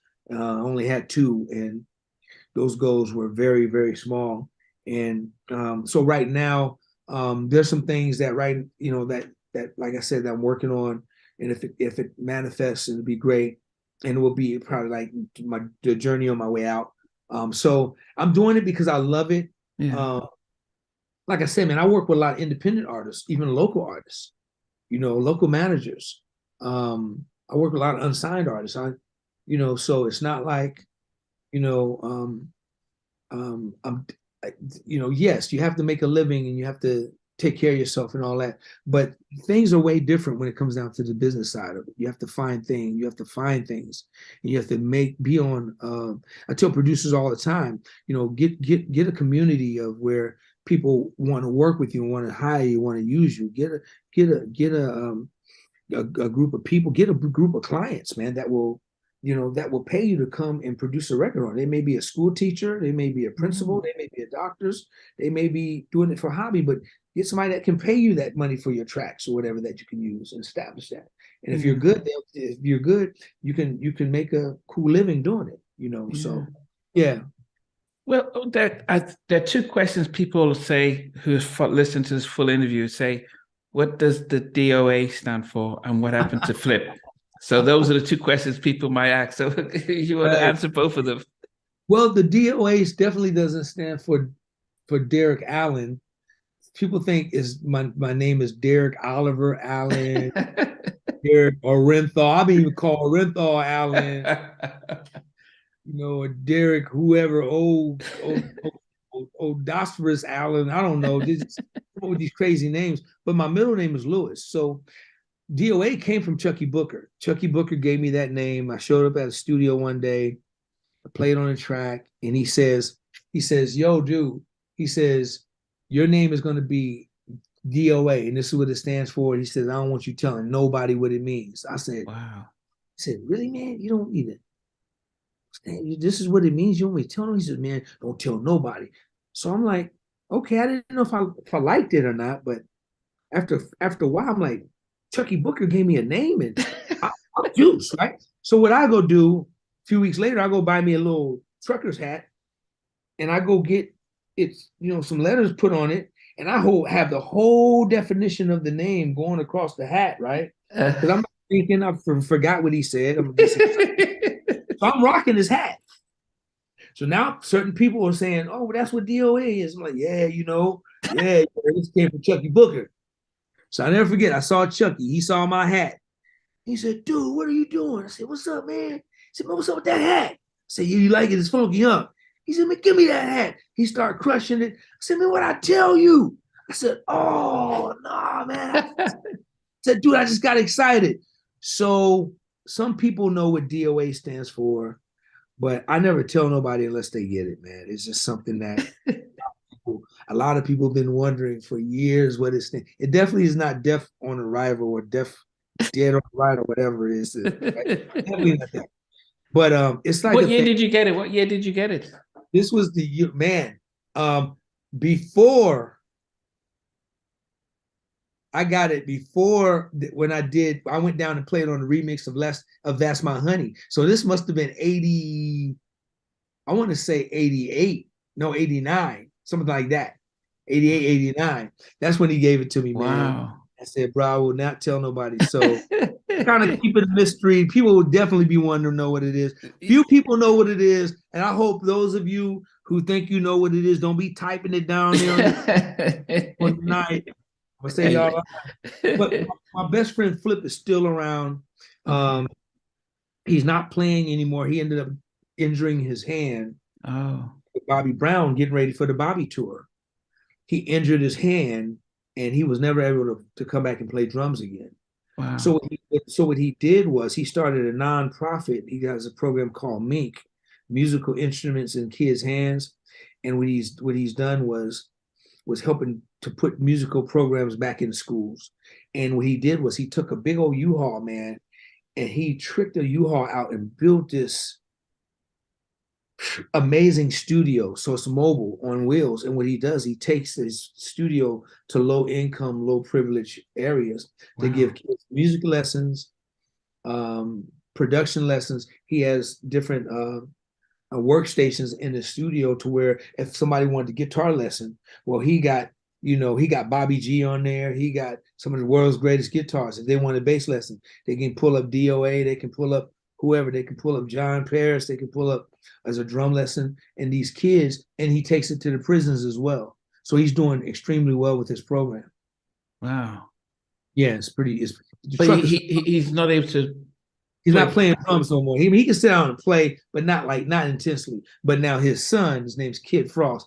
K Frost is absolutely phenomenal. Just a wizard on drums. Mm-hmm. But Flip's career ended right there. But he still took it and bringing people joy and blessing people and doing something absolutely amazing. You know. Do you guys ever reminisce about the two? Talk all the time, man. We talk about everything from quartet, from kids. We talk. Yeah. We got stories knee high, man. We talk all the time. Yeah. What about the kid from the white kid from Orange County? Yeah. You know what? That's his name was man. What's his name? Perkins is his last name. I can't think of his first name. But if there's anybody I would love to find, would be him. Oh, Ed. His name is Ed Perkins. If there's anybody that I would love to find him and his family, just so I can thank him. Now we are in touch with the lady that lived in Redondo. Okay. And I definitely owe her a phone call. Her kids are grown now, but these people, man, were staples in our lives, man. Yeah. I don't forget them, man. I really don't. People like O'Brien, staple in my life, man. Elder Barge, Chucky, Michael Norfleet, Bruce Sterling, Karyn White. These people were staples in my life, man, that they'll be my life forever, man. Just family forever. Well, Derek, the reason why I've done this and I do this is because of stories like you've just shared, the stories of almost like the prodigal son, but yeah. You didn't need to go back home. The stories of brotherhood and perseverance and that story about thinking that Bobby would be great on this, and then all of a sudden the divine inspiration of his brother Connie and stuff. So, these are things that are great for people to listen to, especially those who are struggling through, financial crisis and stuff like that. So it's been, and it's just about the heart that you have and everything. So it's been really great to be able to hear your story and your journey and stuff. As I said, I didn't go too deep into all the music because all the tours. I know you worked with Time and TLC and all that stuff, but Toby Mac and all this stuff. But it was good just to be able to see and hear the journey. I think one question would be, would you ever not record I Want a Girl with somebody else? Because if you can't get the Bobby and Whitney one, at least you could get. It's a good question. You know what? And you own the song. The way I would probably do it is I probably wouldn't do it. I would probably have one of I got a lot of producers that I mentor. I would probably have one of them do it and just to see what they would do with it. I Need a Girl and just, and see what would happen. It's a great song, man. To this day, it's a great song. Man, I tell you what, when I'm able to find a DAT player, and I know they're out there, I'm gonna download, I'm gonna send it to you so you can check it out. Oh, please do. Absolutely, I will. Please man. do. Sure. Please do. That would be well. As I end my interviews, I always ask my guests that if you were stuck in an elevator and you had to 2.5 hours before they can get you out, what movie would you watch? Which one's your favorite movie that you'd always like? This is my go-to movie to watch. Across. I was going to say across 125th Street. Across 110th Street. Oh, I don't think I know that film. No. That's my favorite movie, man. I can watch that movie right now. Across 110th Street. That was Bobby Womack did the soundtrack, and it was just an old gangster movie, man, from way back in the 70s, man. That's one movie that I can watch all the time, man. So Across 110th Street, probably my favorite movie ever. Okay. Or the Bad News Bears. I like the Bad News Bears. Okay, I remember that one. I like the Bad News Bears because I tell artists that I work with that are not that great, that people laugh at, that I take a chance on. And I have one named Sean Rayford. I will start working with him 5 years ago. And you get a chance, check out Sean Rayford, man with a horn. Sean Rayford, man with a horn. He wasn't a great artist, but he was the hardest working man here in the city of Sacramento. Nobody outworked him. He wasn't very average horn player. Wow. Even to this day, he's still growing. But it wasn't until I started working with him, people couldn't believe that I was getting ready to work with him. People would come to my studio, knock on the door and say, "Hey, are you really working with Sean Rayford?" Wow. I say, "I know what you're thinking. I know we the Bad News Bears. Come back and holler at me about 2 years. Wow. Give me 2 years to come back and holler and knock on my door." So now they're coming knocking on my door, asking me how they can get a song on his next record. Wow. Yeah, because he's winning right now. So that's one of my favorite movies. I love that movie. Okay. And then what's your favorite song? Your favorite song? I mean, not yours, but like, My favorite song that I can listen to, I have a couple of them, but if I would have to say, it's going to be "Is It You" by Lee Ritenour. No. "Is It You" by Lee Ritenour. That's probably, that song just does something to me every time. Wow. That's a hard one because, there's a few of them, but that would be like a song that I could listen to and it'll put me just in a place. It'll always put me in that place at that time, at that moment. It's that song. Oh. But Derek, it's been amazing. It's been great. It's been a fast. I've really enjoyed it. Hopefully, I didn't expect it to be 2.5 hours, but I'm glad. I enjoyed it. It's all good, man. I appreciate you taking time out, man. And once again, I apologize for the. No, goodness, no. Yesterday was fun, and actually, to me, it always seems like it works out for the best when it happens like this, because I didn't expect the journey as it is, and I don't do too much. I do a little spot notes here, but I just like to hear the journey, hear how it goes, and I've really been touched about a lot of what you said and stuff. And for those who may be looking out for you're going to be touring with university, doing some shows. Yes. We're still going to look out for your orchestra. You conducting an orchestra. And also, man, I'm really proud of this. If I can share with the audience, I just started my YouTube page. It's the DOA playlist. Y'all go check it out. I'm building it right now, and go check out the DOA playlist on YouTube. Subscribe, and my page is going to be kind of like what you're doing. I'm just going to be interviewing a lot of my favorite people. Okay. So some people will be non-musical, some people will be musical. My interviews are going to be only about 10 to 12 minutes, 15 at the most. and it'll be really, really sparse. But I'm really excited about it. It'll be really musical stuff, be interesting stuff that kind of like, that people don't know about the artist. They know about, the what's on the surface, but I'm kind of hitting things that people really don't know. So right now, the first thing on there is I did a tutorial on bass line, front line, and then they can go see some of the Yoshi's show. I got the Yoshi thing, but my very first post will be an interview I did. My first interview is with Chuckii Booker, of course. So yeah, the DOA playlist, y'all go check that out, man. I'm excited about that. So you can follow me on Instagram at DOA Allen as well, on Instagram at DOA Allen. Yes, I'll be sure to make sure that this goes out. Yes. Cool. Yeah, no, I appreciate. In fact, I was supposed to interview Chucky probably back in October, and the same issues with the timing. And at 1 in the morning, he says, "Yeah, are you logging in?" And so we've not been able to reschedule since. But as I said, it's hopefully I'll be able to get him on board. Cool. Before he comes out with his album stuff. Yes, absolutely, man. Yeah. He has a great body of work. It's going to be, I'm going to let him tell you about it, but be on the lookout. Great body of work. Yeah. Well, yeah, but yeah, it's been great, Derek.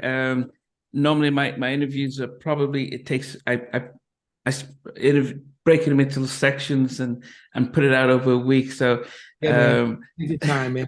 This is talking to you, my friend. Yeah, it's been great. I've really been blessed by what you're doing. And as I said, the story you told about Ribbon Nation, I just hopefully that's something you do teach other people about.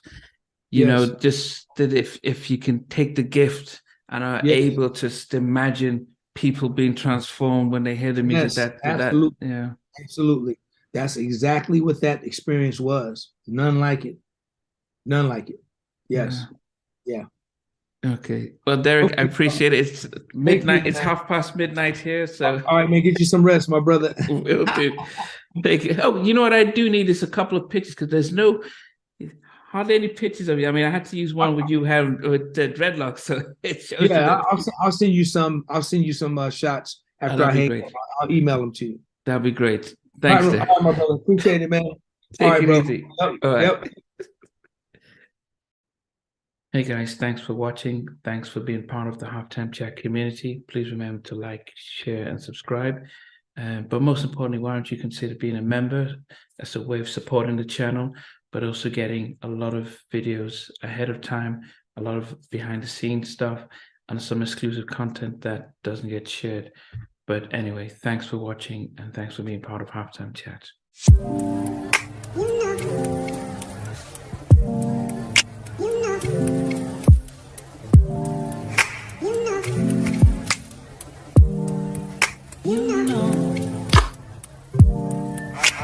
I begin to